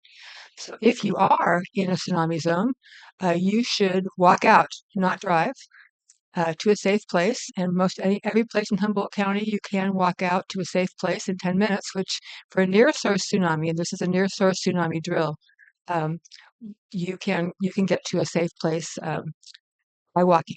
Number two, if you're not in the zone, don't over evacuate, which means don't do anything. You can treat it like an earthquake drill. So drop if you can, cover and hold on or stay put. Do not move within 5 feet because most injuries happen when people are moving. But there will not be a test of the emergency alert system, like no sirens, because that was done on the 5th of December during the earthquake that we all experienced. And there were some lessons learned during that earthquake. One of the lessons was that many people did get into their cars and drove into the tsunami zone and stayed there because there was a traffic jam. So that's why we're saying do not drive, walk out of the zone.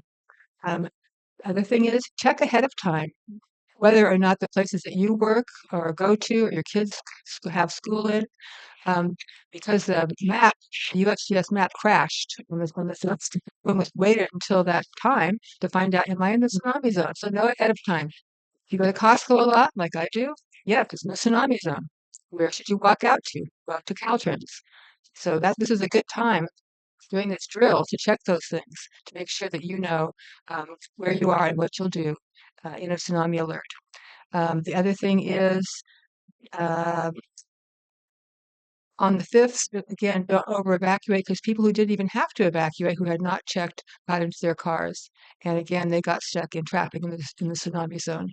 And in the large earthquakes we all heard about in Indonesia, some in Japan, a number of people died in their cars stuck in traffic in the tsunami zone. So those are lessons learned. I hope everyone can take part in this drill. Treat it like an earthquake drill if you're here in Blue Lake. Check your plans and be safe. So thank you very much. So, Lynn, I have a question. I wasn't able to hear the first part of it. Are you saying that we will not be alerted at 11 o'clock, or will there be a signal of some kind for us to begin the drill? There will be a signal, the reverse alert system through Office of Emergency Services if you're signed up for it. Okay. So hopefully everyone is signed up. You might get an email if you're signed up. It depends on how you're signed up. Okay. But there should be an alert. But if you don't get one, just look at 11 o'clock and do evacuate or don't. Thank you very much. Thank you. Anyone else from the public wish to comment on non-agendized items? Seeing none, we'll go ahead and take it up to Zoom. Or yes, go ahead. Tomorrow. Tomorrow, at 11 Julie, go ahead. Thank you.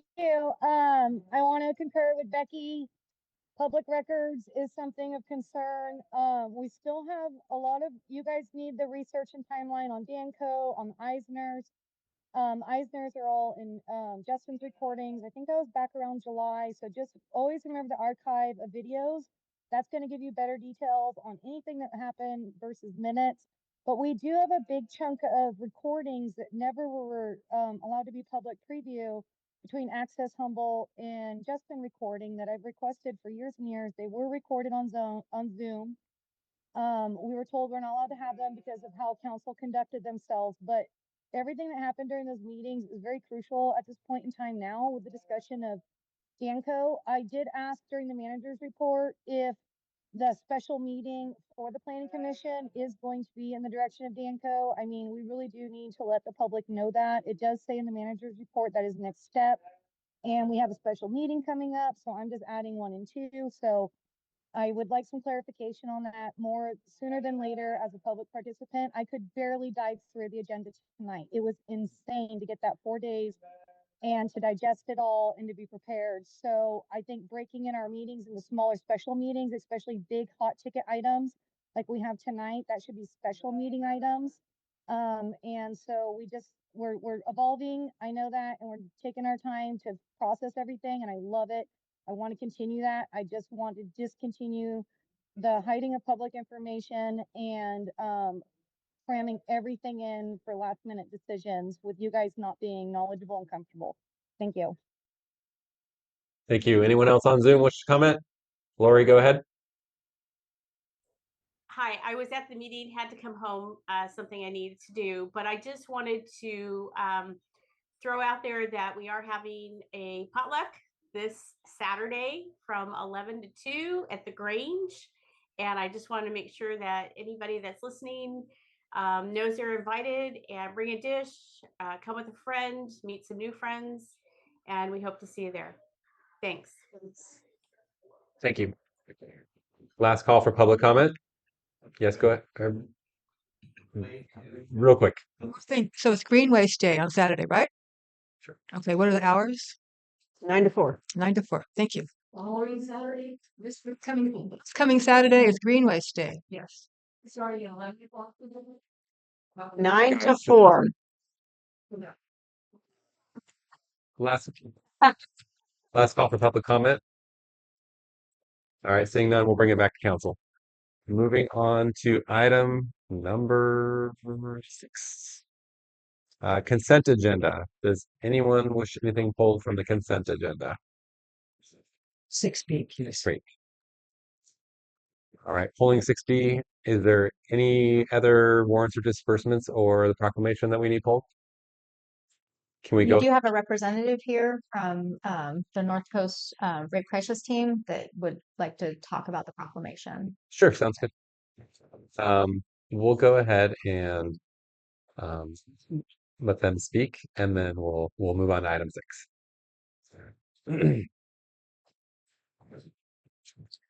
Hi, everyone. My name is Maria Sepulveda.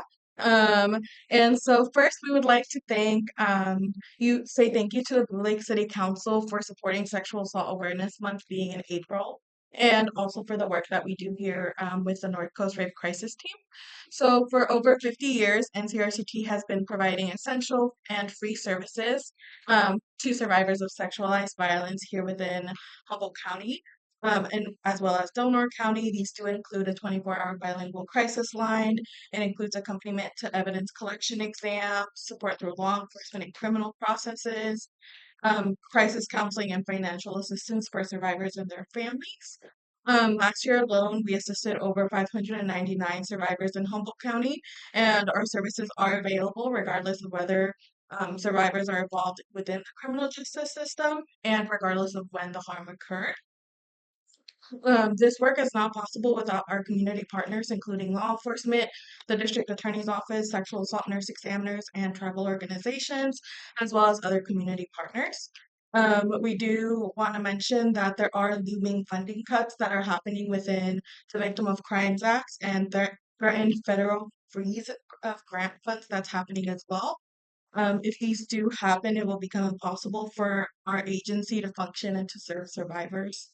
And so we do need help to ensure that survivors continue to receive the care that they deserve.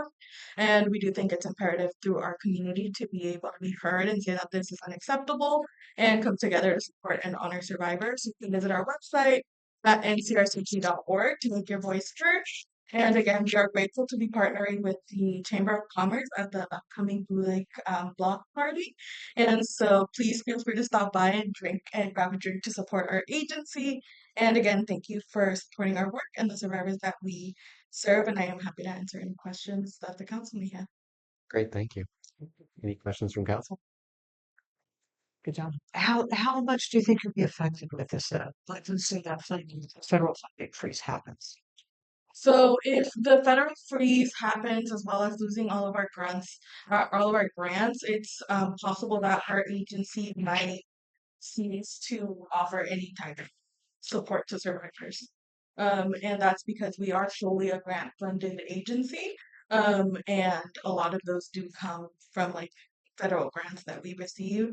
We recently had to cut one of our long-standing team members due to losing one of those like grants that we had previously had. Thank you. Go ahead. What would you ask of us as a council, as a city, to be able to do on behalf? Is it in addition to the proclamation, is there a letter, that we could send to representatives, or since you're more federally grant supported, is this something that we would send, could we send that up to a national level, in addition to this recognition today, what can we do more that we can? Yeah, so if you visit our website, we show fundraising that we do throughout all of the year. So like right now, for example, at the Heights, if you go, you can donate any of like your cards or cash. There we do a lot of several fundraisers. We're at the co-op currently. As well as there is a letter and a link for something that you can send over to the state representatives, just kind of like reaching out to them for our support. Thank you so much. Does the public wish to comment on this item? Anyone on Zoom wish to comment on this item? I'm assuming the heart just means you like it. All right. Thank you so much. Thank you. All right. Let's see. Can we get a So, I would move that we accept items. Sorry, don't we have to accept items? yeah, I think so. Just Lori, can you be quiet? Does anyone wish any other items to be pulled before we go ahead and pass them? All right. Well, I would make a motion that we accept items A and C on the consent agenda. What's going on with D? It's being pulled Why are we pulling? Discussion about. because Kat wanted to discuss a little further. Oh, okay. It doesn't go like it's just a one-off. Not yet, Okay. right? I don't know. Yeah, Why is it on here? We're not going to do it. We're just gonna We're pull it. We're gonna automatically accept the consent agenda, but except for B, we wanted to go into a deeper dive into discussion with that. right now. Oh, thank you. Yeah, it's okay. Yeah, no problem. We have a motion. Second. Great. All those in favor of passing items A and C? Aye. Aye. All opposed? Hearing none, it passes unanimously. All right, on to item 6B. Oh, 6B is now. Yes. I can't remember what else was withdrawn. Cool. All right, so let's start first. Do you guys want to present on 6B? Do you have anything to present? Do you want to ask? Do you have questions on it? Yeah, so I think you're right. We saw this, I think it was in January. And thank you for adding in the city clerk. Um, is that where, how was that determined to put it in on par with the park and recs director? It has nothing to do with Parks and Recreation Director. It has Well, I everything to understand that, do but with it's the on the wage same summary. tier as. Well, it's just a salary line. So, I mean, people get placed based upon wage. So uh, Maybe I misspoke. Let me try again. Okay, so I see the tier that includes the positions of park and rec director, recycling, and then that's where you put city clerk. Mhm. And I'm wondering how you chose that particular tier. Based upon the wage survey that I conducted, and I presented the budget to council, looking at similar job duties, positions, and pay rates in our collective area. That was kind of the $25 to $30 range that I saw spread across multiple jurisdictions. And so that was the salary level and line that seemed most appropriate. I think that as for a paraprofessional and the amount of experience, knowledge, responsibility, and ethics, it isn't much of a bump, but I think it's more appropriate to have it in on the same tier as a finance manager. This is one of the appointed positions that works kind of in collaboration with the city attorney, in collaboration with the city manager. They're really the holders of all that is relevant to our elections, and they're really the foundation of how our processes work. So my recommendation is that the city clerk position would be placed on the same tier as the finance manager.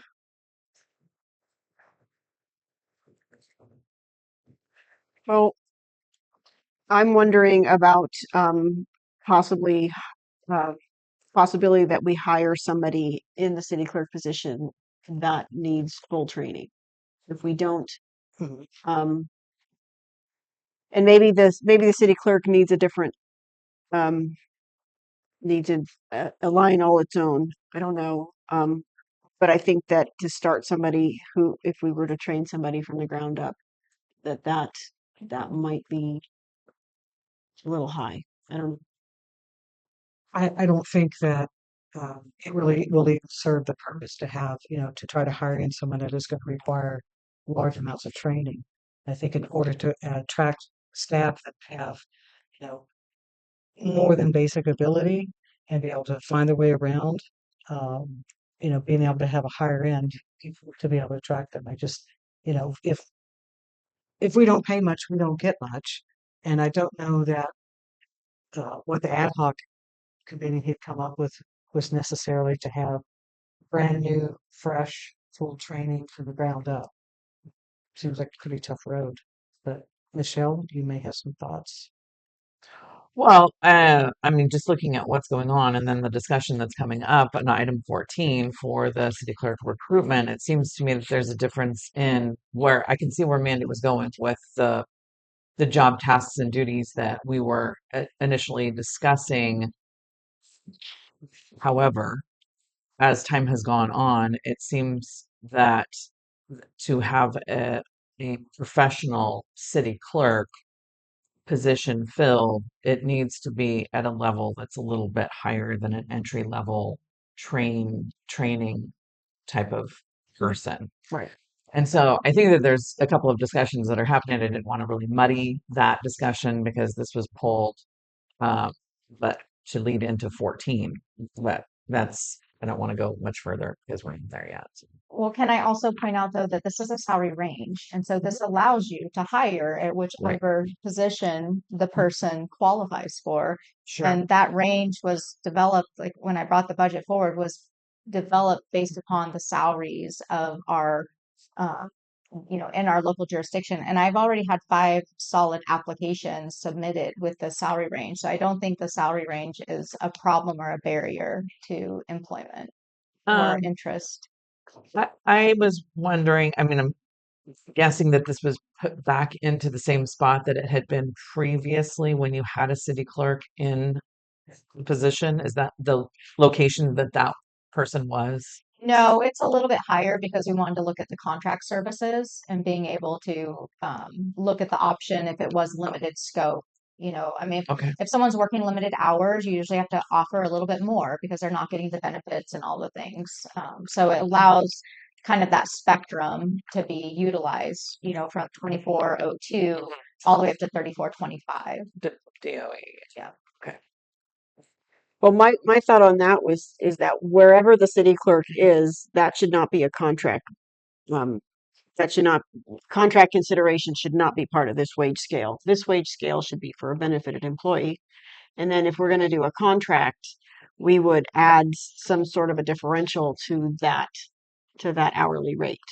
And I think that's totally fine. I think but I have to, because of the way we're set up with CalPERS, everything has to be on a salary schedule at some point. So if we wanted to negotiate a contract amount, then it needs to come back and be committed to the schedule. That's why these amendments are taking place, is because as things change or positions are added or whatever, you have to be able to have that on your salary schedule for CalPERS. And that's whether or not the job is a CalPERS benefited job. Yes. Yeah. Well, I agree with what Elise was saying, and I think, and tell me if I'm wrong, Michelle, but I think that's uh, clearly what the ad hoc committee had come up with was two separate uh, ways. One would be the immediate relief for transcription for meeting minutes and for agenda help, but that wasn't to be any kind of a permanent substitute. That separately and concurrently, there would be recruiting for the city clerk position, and that was to be like part-time or full-time.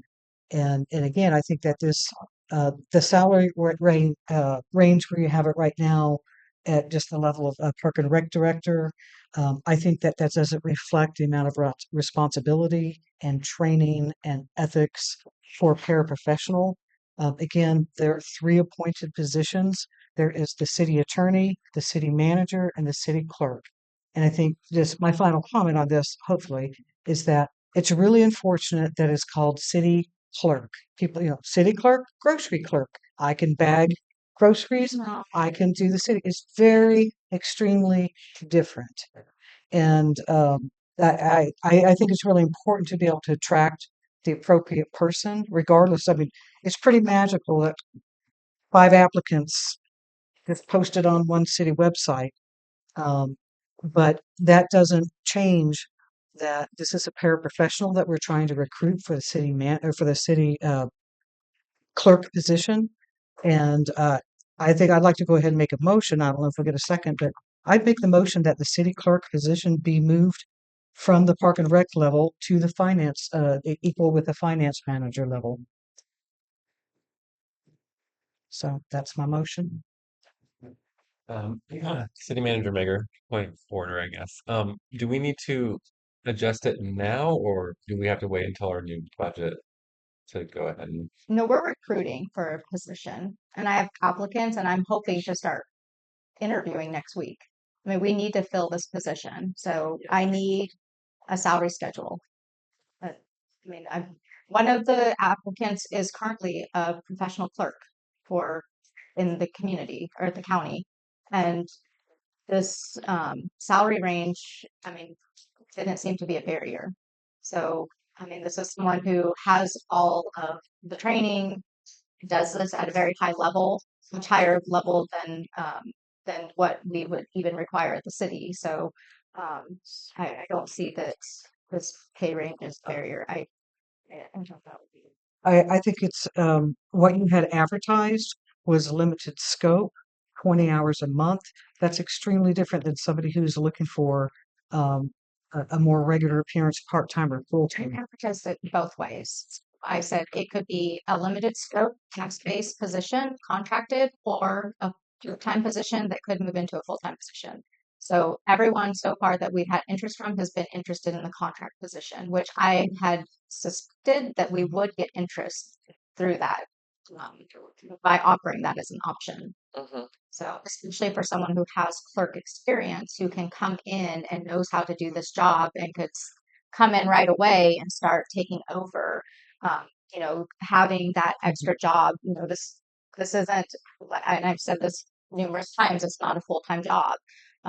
And so having that as an option seems to really get a lot of interest. Well, I guess, I mean, I'm hoping that we can continue this discussion or we can dive into it right now. But I feel like there was maybe a misunderstanding. And I will take full responsibility for not being crystal clear. I was I was anticipating a call to express personnel or some other agency to say, I need somebody here tomorrow to start doing minutes and agenda packeting and all of those things as a temporary person. And then we pay that agency whatever we pay them. We don't even pay the individual. We pay whatever the going rate is that they call. At the same time, advertising for a position that may be part-time, maybe full-time, and um, probably expanding some of those duties and scope and responsibility to the full potential, looking at what we've had in the past and what we are needing now. And so that was my understanding going into this when I was working on some things. And I mean, in addition to multiple other things that we as a council need to do, I did dive into the municipal code, which addressed the term city clerk 102 times for multiple different reasons, being code adoption, water service, parks and rec, regulations for filming, building and construction, removal of waste and refuse, on and on and on. I mean, but it is a lot. And I was like, holy smokes, this person is responsible for so many things that I'm guessing you have absorbed Well, much of that responsibility. the part of the issue is that the municipal code doesn't necessarily reflect current status. So the municipal code reflects a time where the city had an elected clerk and that, or we had less staff. And so that clerk, those are all those functions that I talked about before that are administrative. So in outside of just being the clerk, where you're doing agendas and minutes and postings and elections, you also had to absorb water billing, accounts receivable, the tracing down the permit. Those are all absorbed in the administrative function. That's the side I haven't been able to keep anyone at. I have people who are doing that job now. They just don't want to do the clerk portion of it. So that work is being done already with our current staff. I just need someone to do the clerk duties. Yeah, And you know, to separate those out and update our municipal code, the clerk doesn't need to be in charge of water billing anymore because we have a whole office staff that does that. Back in the day, that clerk was responsible for that, and that was part of those administrative functions. Sure. And I would like to see a functioning, updated municipal code that was dated 3/26 of 24 last year. So it looks like it was reviewed. But however, the word police, and I don't mean in a verb, but as a noun, and references to the chief of police of Blue Lake and the Blue Lake Police Department 43 times in the municipal code. So it seems like that would be something that perhaps somebody in that city clerk position could assist in modifying, updating, lining out, redlining, whatever it is that retiring, whatever these codes are. Sure. So that's a vision of mine. I know we're kind of getting off topic, but I have other visions for access to the public, to us by the public and to the city, and mechanisms in place in order to log and track some of those concerns. And that would be something that the city clerk would be responsible for in my dreams. So my Would point of order. Sure, point of order. And politely, I appreciate all the research you have done. We still have a motion on the floor. Going back to item 6B, that motion is given the consideration of the importance of the city clerk, the role that it plays, that as a paraprofessional. I want to reiterate, I would like to make a motion that it be located on the same tier as the finance manager. I think that's more appropriate. It gives a lot of room for attracting top quality candidates, and this is for that, not for the contract temporary position of 20 hours a month to do transcription, but really to flesh out city clerk. And, you know, to include, I think we touched on this and we'll touch it again on 14. Let's keep the motion short. I make a motion to move the city clerk from to the finance manager wage on the salary plan. we have a motion on the floor? Do we have a second? Seeing none, A horrible death. Would the council entertain tabling this item until we get to the city clerk discussion? Yes. Can we combine the two together, city manager Maker? I need to get the salary schedule updated. You at least have to change mine. It's not updated for CalPERS, and I have to have it for the next payroll. Okay. I have no issue with the scale right now. I would like to make a motion to pass it. I have a second. There's the economic development planner position. And we just had a motion. Uh-huh. We have a motion on the floor. We have a second. All those in favor of passing it as is, say aye. Aye. Aye. The motion does not pass. All right. You want to give it one more shot? Well, I think I have an idea where Kat was going, and that's the economic development planner. I think we should take that off the wage scale because we don't have one. We haven't had one. We're not going to have one. It doesn't need to be on the scale. So I would make a motion that we. Well, did we decide to table this thing or no? Up to public comment. Okay. Okay. Then we go to public comment. No, go ahead and we can make the motion. All right, let's go ahead and give it one more shot. So on the motion, Whatever Yeah. anyone wants to do. I make a motion to remove economic development planner from the salary plan. And accept it and move the rest of it to the later discussion. What are we? No, that's just tabling? that's a Not singular. tabling. That's a singular. It's all by itself. I will second that and add, remove economic development planner and accept the city manager's new rate. And table the city clerk issue. That would work. Second. I'd like to have Mandy's input on what's this economic development planner. I mean, is that something we can develop? There's a motion on the floor. There's a motion, there's a first and a second. Well, I feel like we need all the input today. I think it's really important that we get that info. Well, you can go ahead and ask it. It's fine. We have a motion to second. I'd like to ask Mandy, is that something that's just, you don't care, just dump it? At this point, I sure just dump it. We need to open this up for public comment. Anybody wish to comment on this item? Julie Christie, go ahead on Zoom. Thank you, John, for bringing it up to public comment before you guys vote. I'm gonna do another Browns Act kind of maybe clerical thing here. So when you guys are on a consent agenda from all the other meetings I watch throughout the counties, you either accept or decline it. So like moving into a motion as an action, I don't really think is the direction you don't quote me. I'm just saying what I see.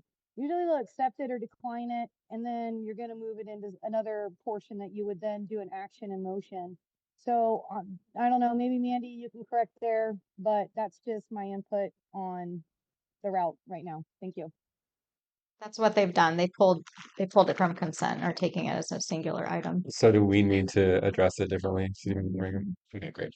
So would you repeat your motion one more time? I apologize. I would move that we accept this salary schedule minus the city clerk position, and we remove economic development planner from it. Why are we removing the city clerk from the whole thing?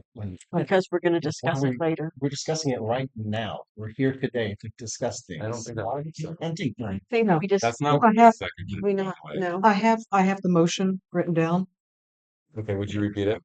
Motion to accept the city manager's salary, 90,000, to remove the economic development position, and to table the city clerk salary discussion. And I second that. Is that what you seconded? I thought it was as is. And yeah, that's not. What did And I thought that the tabling of the city clerk was just the discussion of the recruitment process and the whole discussion of the city clerk. We're here to discuss. We're here to discuss right now. Let's discuss it. We Let's stop can. punting things. Point of order. Point of order. This harassment, sir, Mayor. Please address this. Please address this. Let's all just calm down and like think about it for a minute. 5 seconds, and we'll get back to it. One. Once we get the Can you city. wait? Oh, sorry. Are we counting? Sorry, we're counting. All right. Okay. Let's start over. Once we get the city clerk discussion completely hammered out, we can revisit the city clerk wage.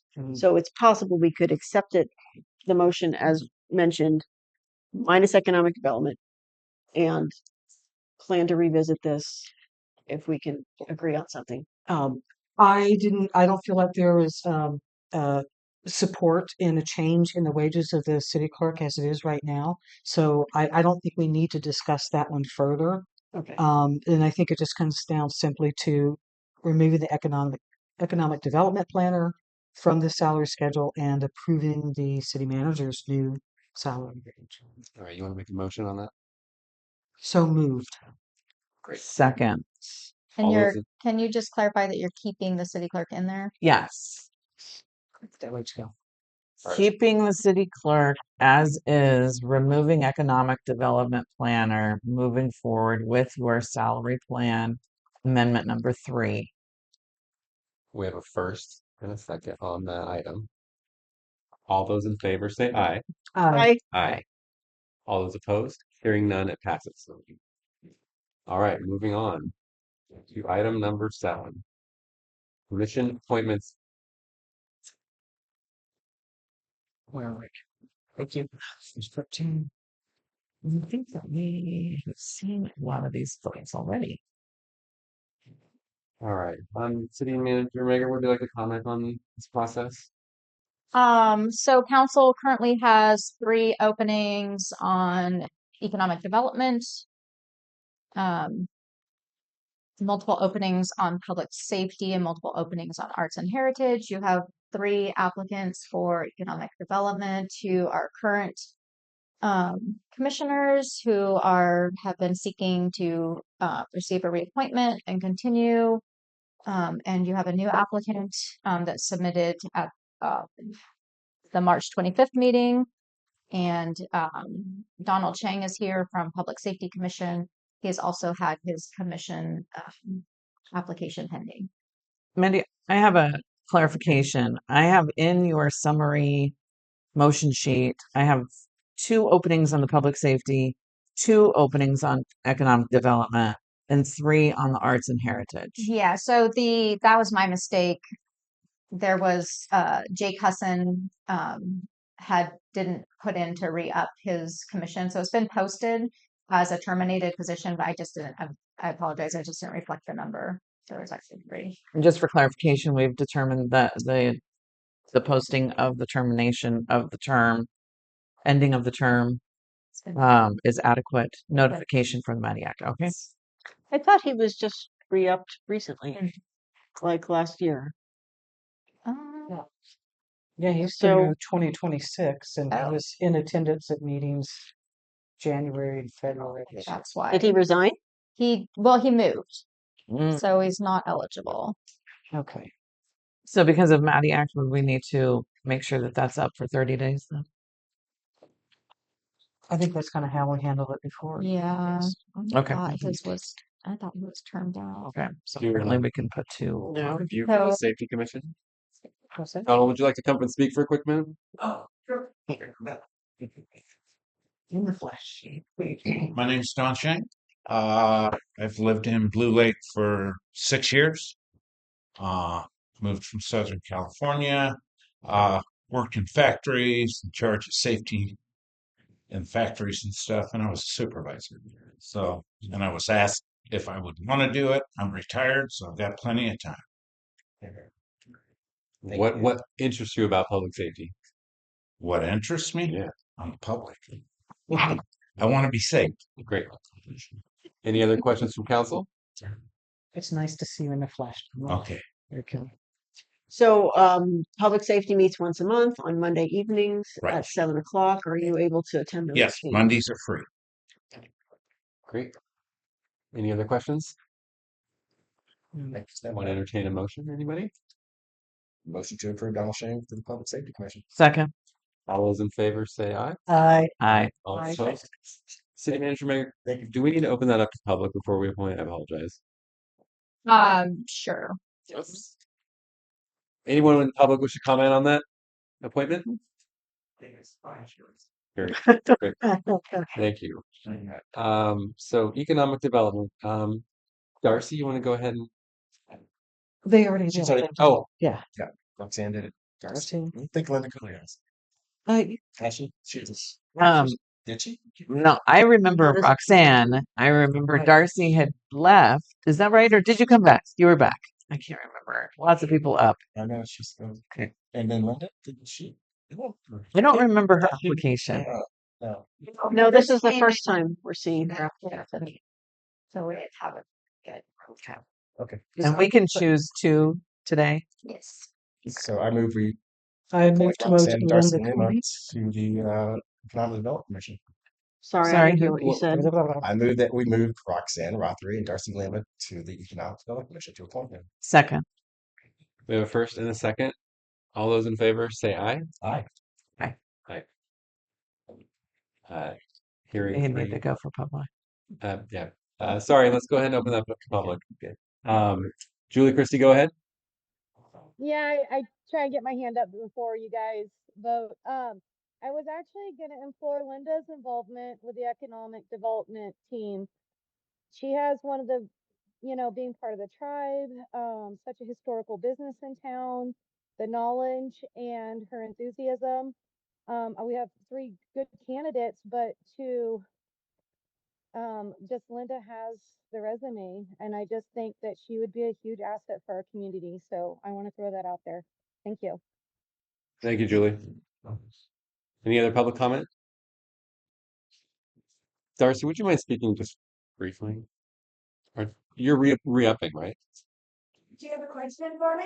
Yeah, no, I mean, just you want to, just curious about wanting to continue on the economic development committee. Well, the reasons I want to continue on the Economic Development Commission are civic duty. I think when you're involved in city government on some level and you are, you're not, you're more closer to the heartbeat of the community and the council and what's going on, and it eliminates coming to meetings and being involved eliminates the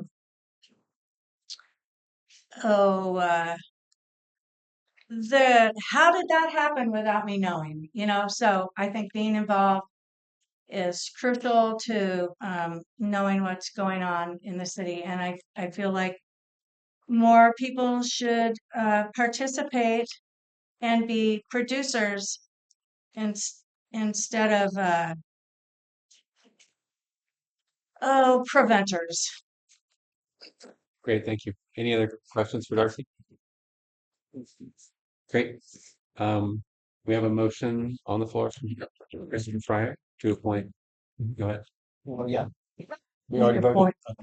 In the future, I mean, I understand this is underway, but in the future, can we make the appointments one at a time? It's been kind of confusing. I think last time we tried to do a trifecta, and I think it's more fair to the process to just consider them one at a time. Thank you for your input. So we have a motion on the table. Would you? It's already voted. Yeah. Oh, I don't know who voted. We have 3 yeses. Mayor Slotsky. Council. Michelle Who's the council? Either. Are the other two no's? Yes. Think there's no. Yeah, I just don't see doing them, throwing them all in a basket at once. No. Mayor Pro Tem Stefani. I'm going to abstain. I do want to mention that a month ago we talked about making appointments, and the reason we didn't make appointments to this commission was because there was concern about the way the vacancies had been posted. And I noticed that all the postings were removed from public bulletin boards, but none of the updates were made. And so the website is still out of date. And the Maddie Act notice that was posted, I believe, in the beginning of February.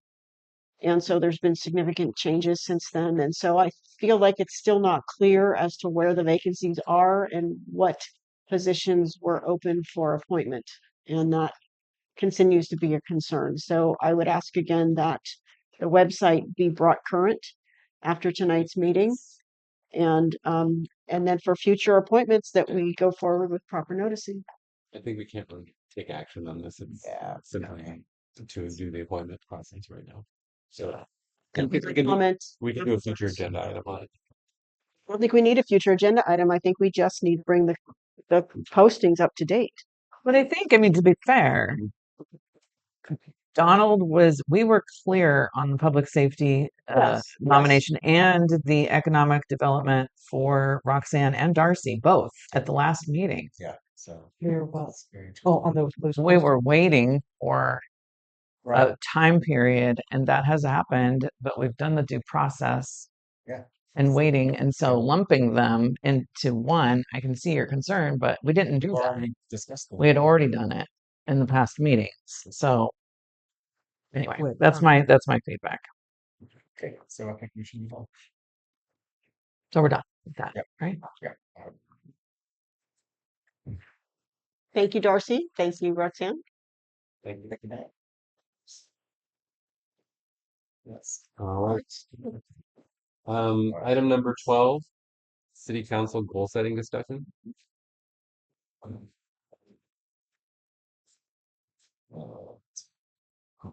Scary. So you missed the beginning of the meeting. They moved 12, even 14. You had to 8.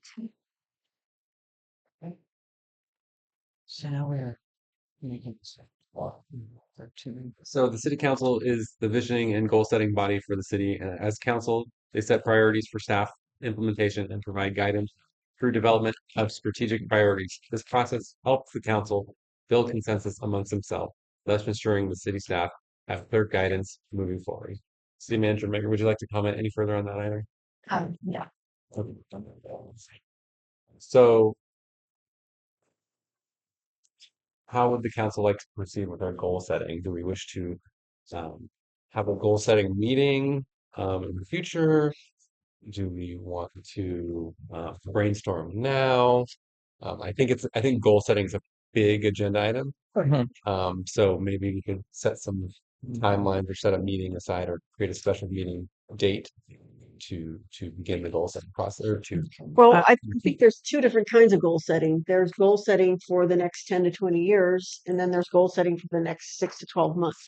Yeah. And I think we're in the 6 to 12 month bucket. So And so I would like for us to start to make some steps in setting some priorities for ourselves as a council for the next 6 months to start. And I don't know if tonight is the best time to do that or not, but we've just not had an opportunity to talk about this.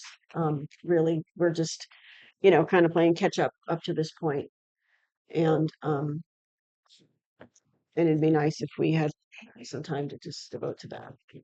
I would like to see, I would like to direct staff to pursue options for the facilitation of a goal setting workshop for the council, in addition to a special meeting in April to look at goals for 25-26 fiscal year. I'm not at all interested in having a facilitator to talk to us about our goals. Great. I think we have to just have some time to talk together. I mean, I think we have a lot of things that if we were given the opportunity to speak of, we don't need a facilitator to get us through the next few months. Oh, can I ask Mandy? That's okay, when you're ready. Go ahead. When you say facilitator, what does that look like? And is it a licensed professional or maybe have? Yeah, it's someone who specializes in working with councils and commissions and boards to help you through a process of articulation of what your goals and objectives are as a group. I think my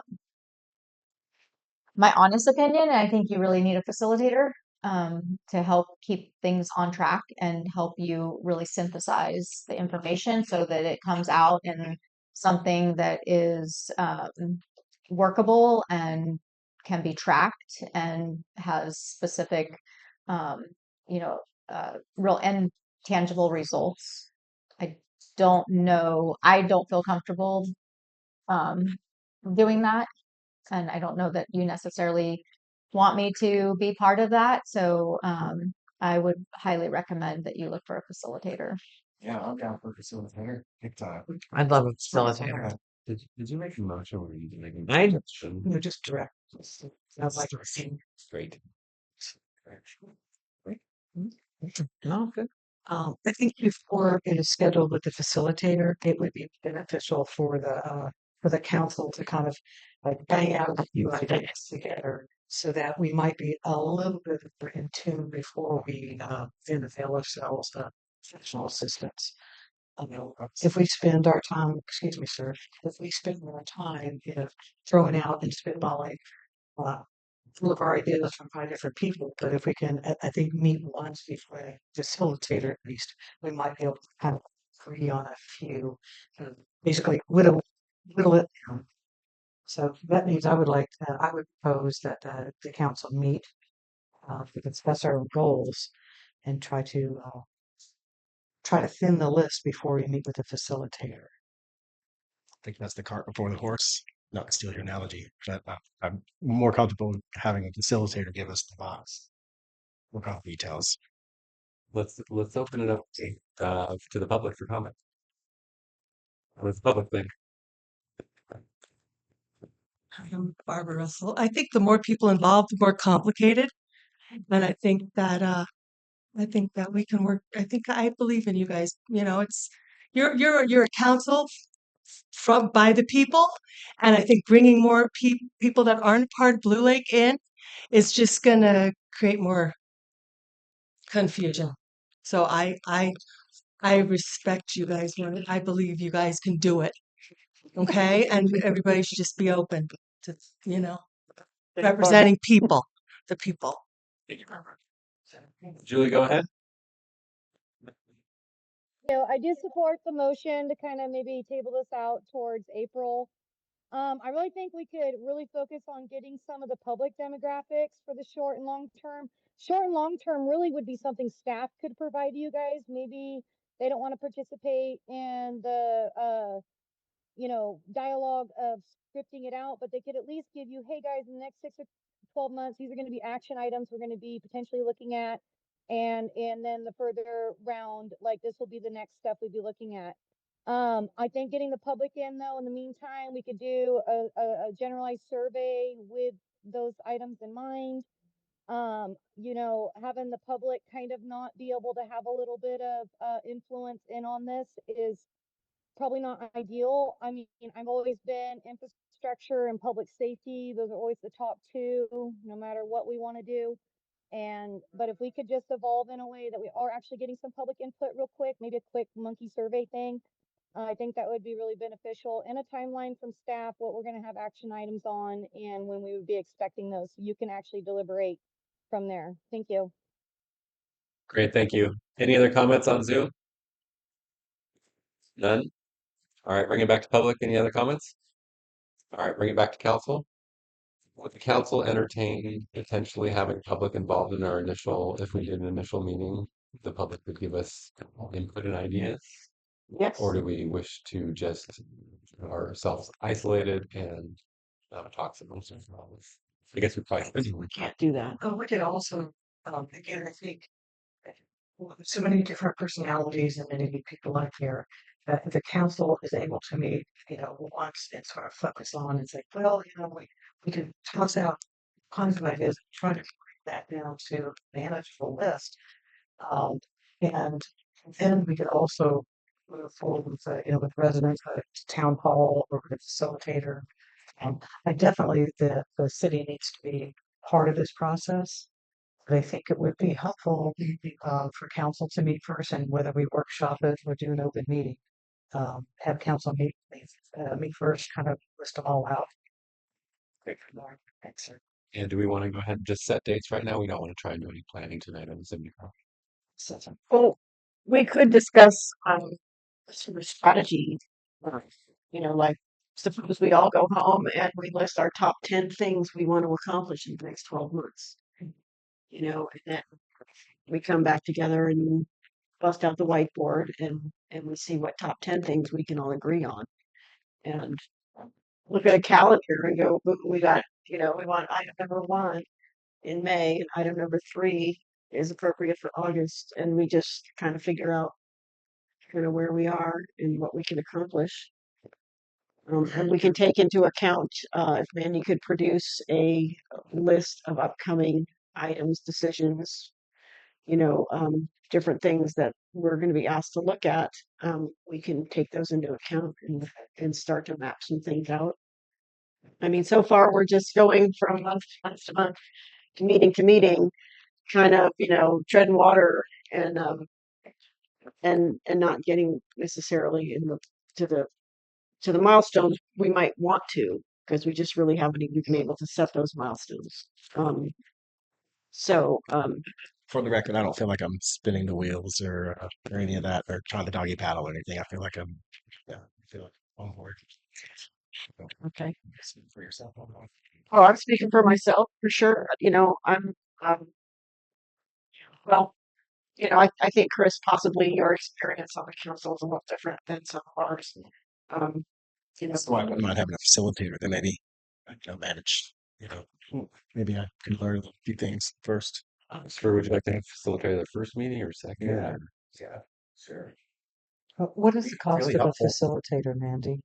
I don't know. I mean, I think you would need to budget probably, $500 to $800, depending on what level of facilitator you're looking for. Well, go ahead. If we can get two goes at it with the facilitator, uh, and get Chris is more comfortable, kind of like, okay, let's just start with that from the beginning. If we want a guided discussion, Michelle's on this for facilitator as well, just to be clear. yes, I understand that. I'm working to support you guys in that.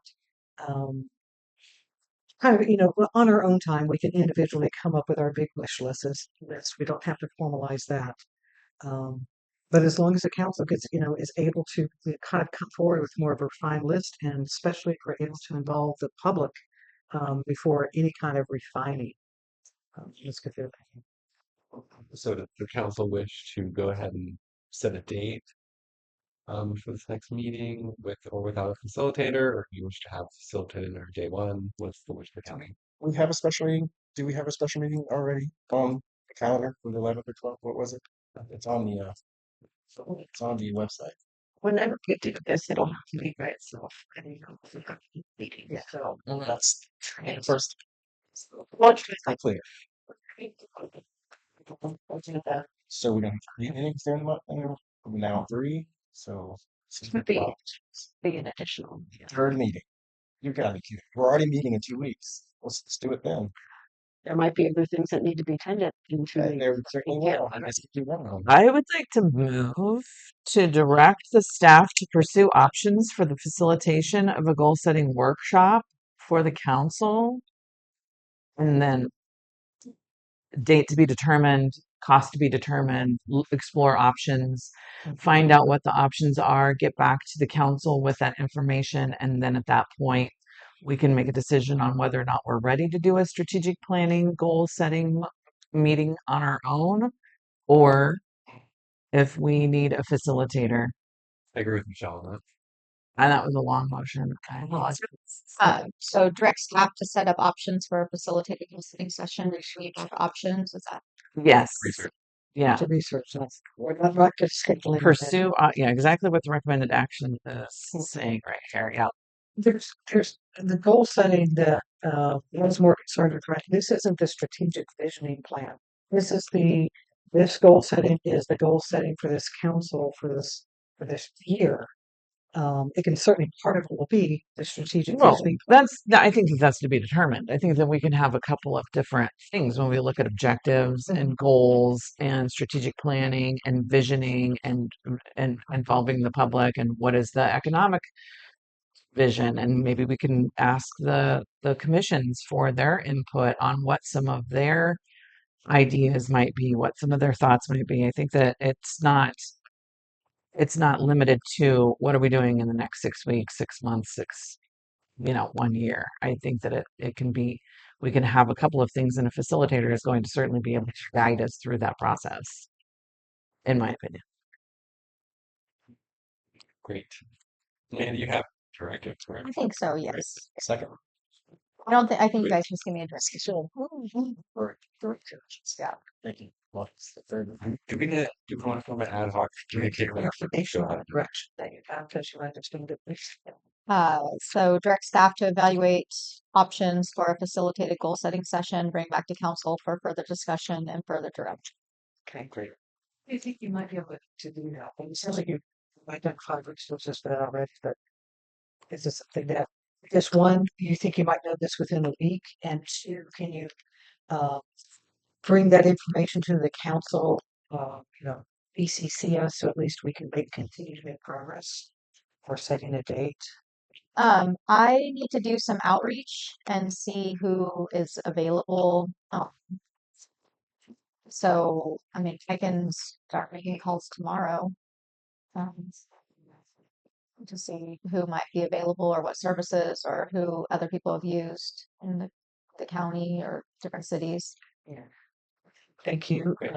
My only concern is that if we don't get something scheduled now and you're able to find something out, but then there's a meeting where we can't move it forward, so that we're waiting until the next month and they're just the time just I think you're going to be able to find a facilitator in like 2 weeks. I mean, you're going to have to, see who's available. We have to see what the costs are, bring it back to council, work with their schedule.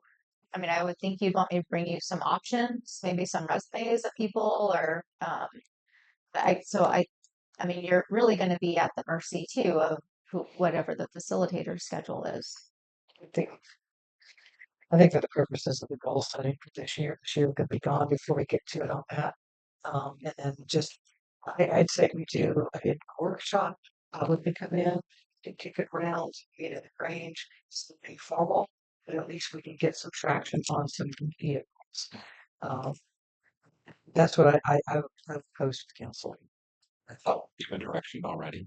I think that we want to have that meeting separately. So I'd like just to have a goal setting meeting. We can do that. If we decide that the council we want to let's speak. That's too longer. Does that work for everybody? Yeah, first we find out what our options are, and then if it's maybe three, then we do something. Thank you. Options first, then scheduling. All right, moving on to item number 13, fiscal year 2025 appointments discussion and direction. The council requested discussion items regarding progress on working with fiscal year 2025-2026. The city recently hired a new finance manager, and she will be presenting the city's financial ratio along with options to begin the budgeting process. For you. This is a council driven item. So this is really for council to provide some direction to staff on.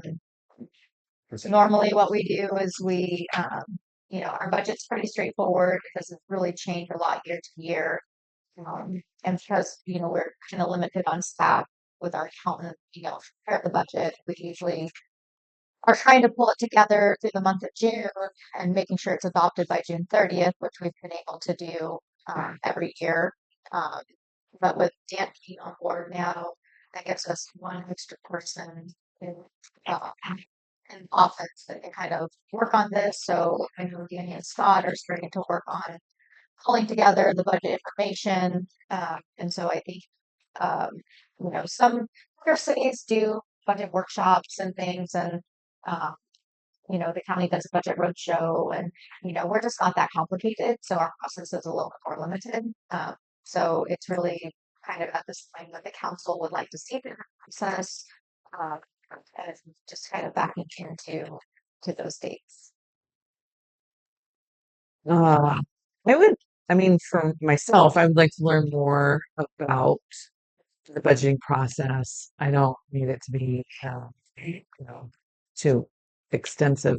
However, it would be nice to get this process started and get some recommendations from you, Danny, to how we might approach this, what it typically looks like.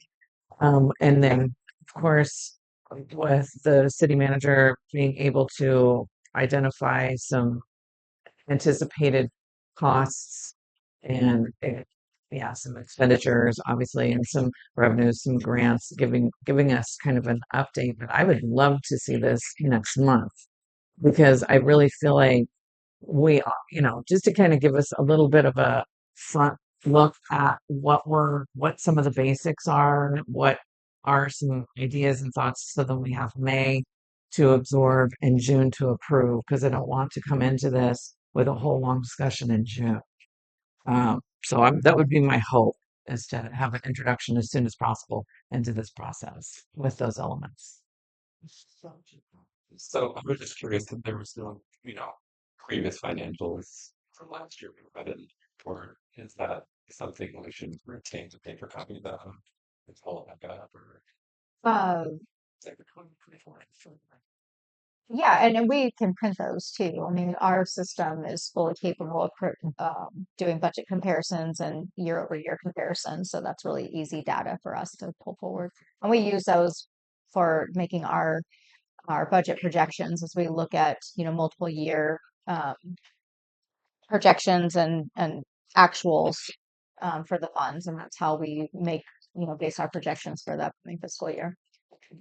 If you want to see what done looks like, the 2024-2025 budget is on the website, so you can scroll through that and just try to get familiar with what the different categories we're going to be looking at are. It's kind of the process overall is a lot of spreadsheets. So if you're not super into them, then the more technical details surrounding that is going to, kind of be this for you.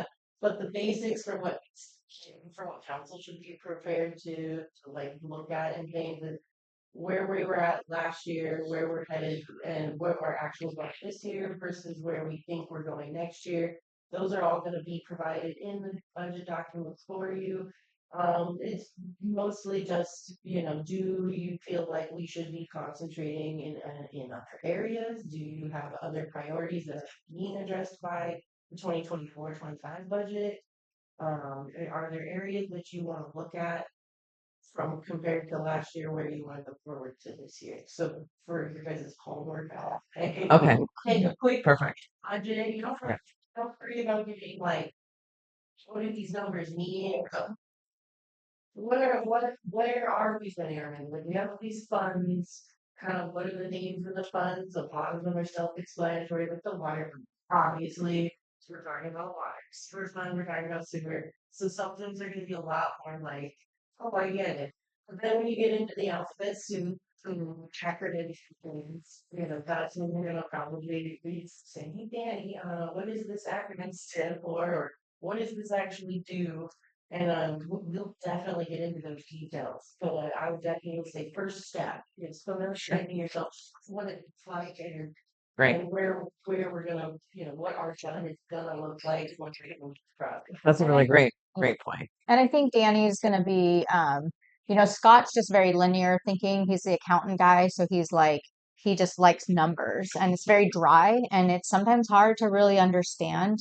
Danny's a lot more creative thinker, which is nice. And she really understands how to use a lot of the other programming and things. So we can start to pull together the financial data in a way that's more, reasonable and palatable for the layperson really to understand, because fund accounting is difficult, and we do have a lot of, we do consolidated reporting on financials, and so we want to kind of extrapolate some of that and then represent it and package it so that council can digest it better, because I think we all look at Scott's financials and probably like glaze over halfway through. So Yeah. So I was hoping to have funds for this previous financial statements. Would it be okay if the digital copy be in your previous? It's just so that way we can review the data. budget. Yeah, just serious budgets. Like, We can send you the digital copies for those. Do you just want the budgets, or? yeah, I mean, I just think we're having a budget discussion. I thought we could have a previous year's budget so that we can come and see Sure. what it would be topic. What you guys copies of those? I would like to start maybe like budgets for maybe 6 or 7 years. But I've noticed it's not always one thing. which were prepared by April. For TK. April didn't ever prepare budgets. No. She signed off of them as the clerk, but they were always prepared by your accountant. Okay, well, our account needs to do some different graphics then. Uh, So, and regardless of if there's anything, I'd like to see several years. I want to see something more than just this year. Next year. I want to see several years of data. So instead of having, projected, projected actuals and next year, I want to see, let's say the last 3 years, the last 5 years in a row.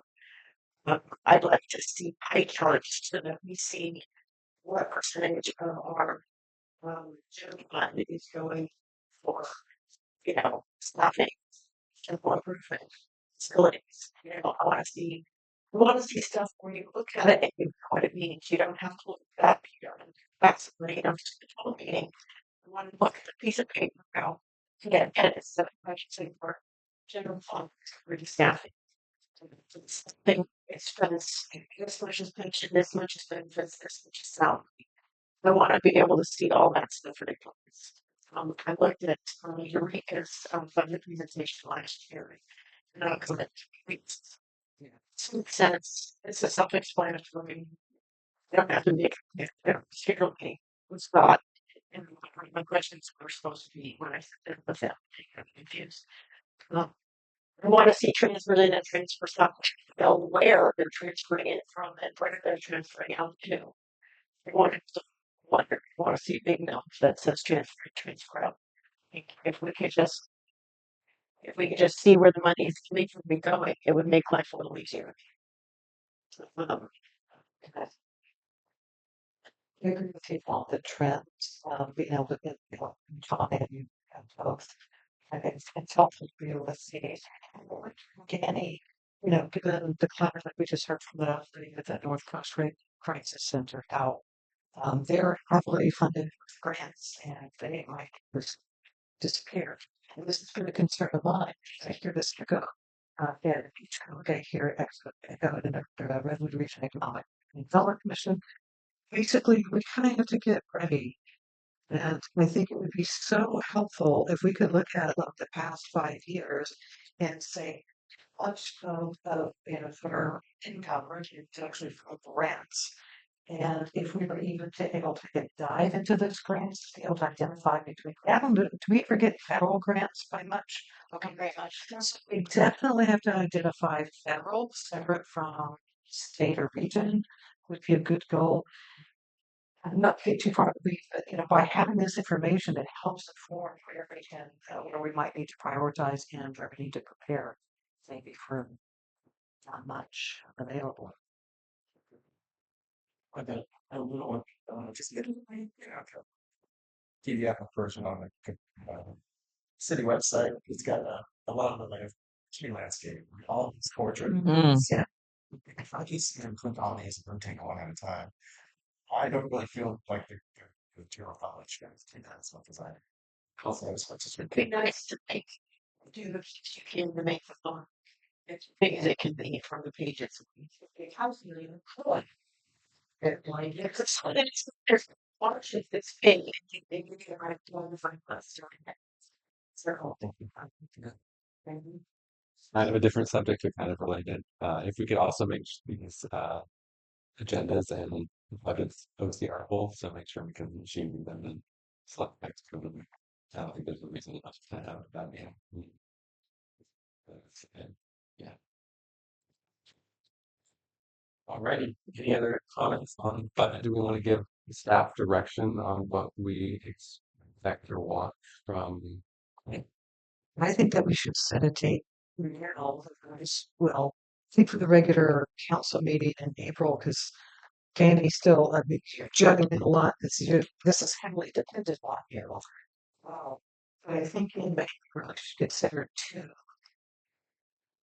we should consider to go ahead and schedule 2 meetings because they're under 2 real passes and not set a goal that we have this really done by I think June 10th. That's 2 weeks before our city council meeting. Well, I think if we could finish, ideally at our city council meeting, which I think is June 23rd, so being before the 30th, then it just comes in and we sign. We've done all of the work. Everything's cleaned up. Nothing pressure. Not at least. It's meeting in April, next year. Probably two in May, not just regular council meetings, because there's a lot of work involved in this. So are you, again, are you saying 3 meetings for that month then? Is that what it means? I would say in April, probably just either in the council meeting. There's just a lot to be done, but in May, probably two, and In two. addition to the Midwest Council meeting. But could be two. So we do not split up in our still call it 2 months, but city council meeting is reasonable. Just the two, or you have an additional budgetary that we can spot us. No, we just need to open up public before we can make any kind of direct decision. So it's not. There's so much comment on anyone else to.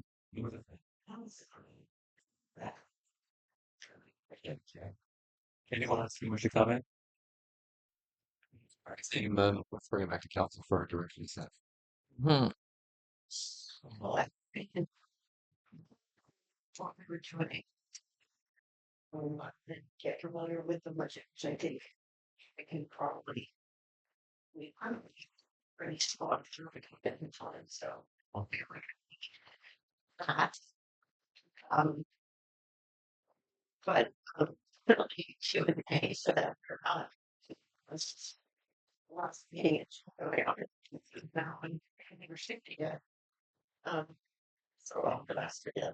I'll ask if we're going to listen later on. Or is this no two? That's the two meetings I'm shooting. Here. I feel that Not like we normally do. We normally do one meeting, but we've been doing, yes, It's just that's right, for sure. But I still would like to stick with my first request to Danny to bring something to us, very maybe rudimentary, maybe basics, maybe a look-see in April, Great. and then making sure that we're prepared way before June 30th for approval of the budget. if you look at Yeah. if you look at the Rio Gales planning for their budget, they already have all of their proposals happening in February and March. March and April, the draft budget is already prepared. Proposed budget is then presented to the city council. Then city council discusses the recommended budget. It's fiscal year, input statement, and then June is the budget adoption. So, for the amount, the way that they have broken down their process is like really logical. That affords some time to be just throw a dart, keep on running. I used 10 months to shoot for. Don't think it's realistic as it is here, but it's definitely on like the sheets and get us a more consistent track of addressing these things and getting into more proactive action so that you're not getting to your June 30 deadline and going, we still haven't passed our budget. Which we've never done. Never done. We always pass our budget. Keep it so that it can be in a smooth and efficient fashion. I think it's important to note that we don't have that many funds. Our general fund is pretty limited and it's pretty straightforward and it's pretty consistent. Okay. So the only deviations we normally have is grant funding coming in and project-based funding. So we can probably get you something that revolves more around our general fund and our enterprise funds, or the biggest funds that we have, that have the most control I would say, by council, and everything else, like I said, is very project based or it's a grant resource. So there's not a lot of flexibility in those, but we can definitely synthesize some information for you from our major funds to get started. Okay. I think if you just mentioned it, the grant funding, it's like a giant fund and government is understood. And I think that if we could get some comprehensive grant reports published for Kansas in the public, that would be very helpful. For example, tonight mentioned that there's money coming in for grant and it's paying for the roof. Well, my understanding was that the roof happened 6 weeks here, and that grant was exhausted. So that's frightening to me because that great fellow budget. So fellow American is here. So it doesn't, it's not thinking that we see, but we're still spending money out of it, saving money for it. That's very appealing. Maybe, maybe it should be, but it is. So, so I wish to have there, and I'd like to see how insurance are being broken out. Of course, be able to report any 50K is paying that 800 lines. There's just no way that I can go through 800 lines and a symbol.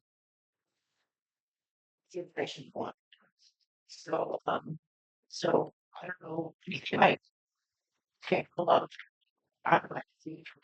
I don't see what I can do about that.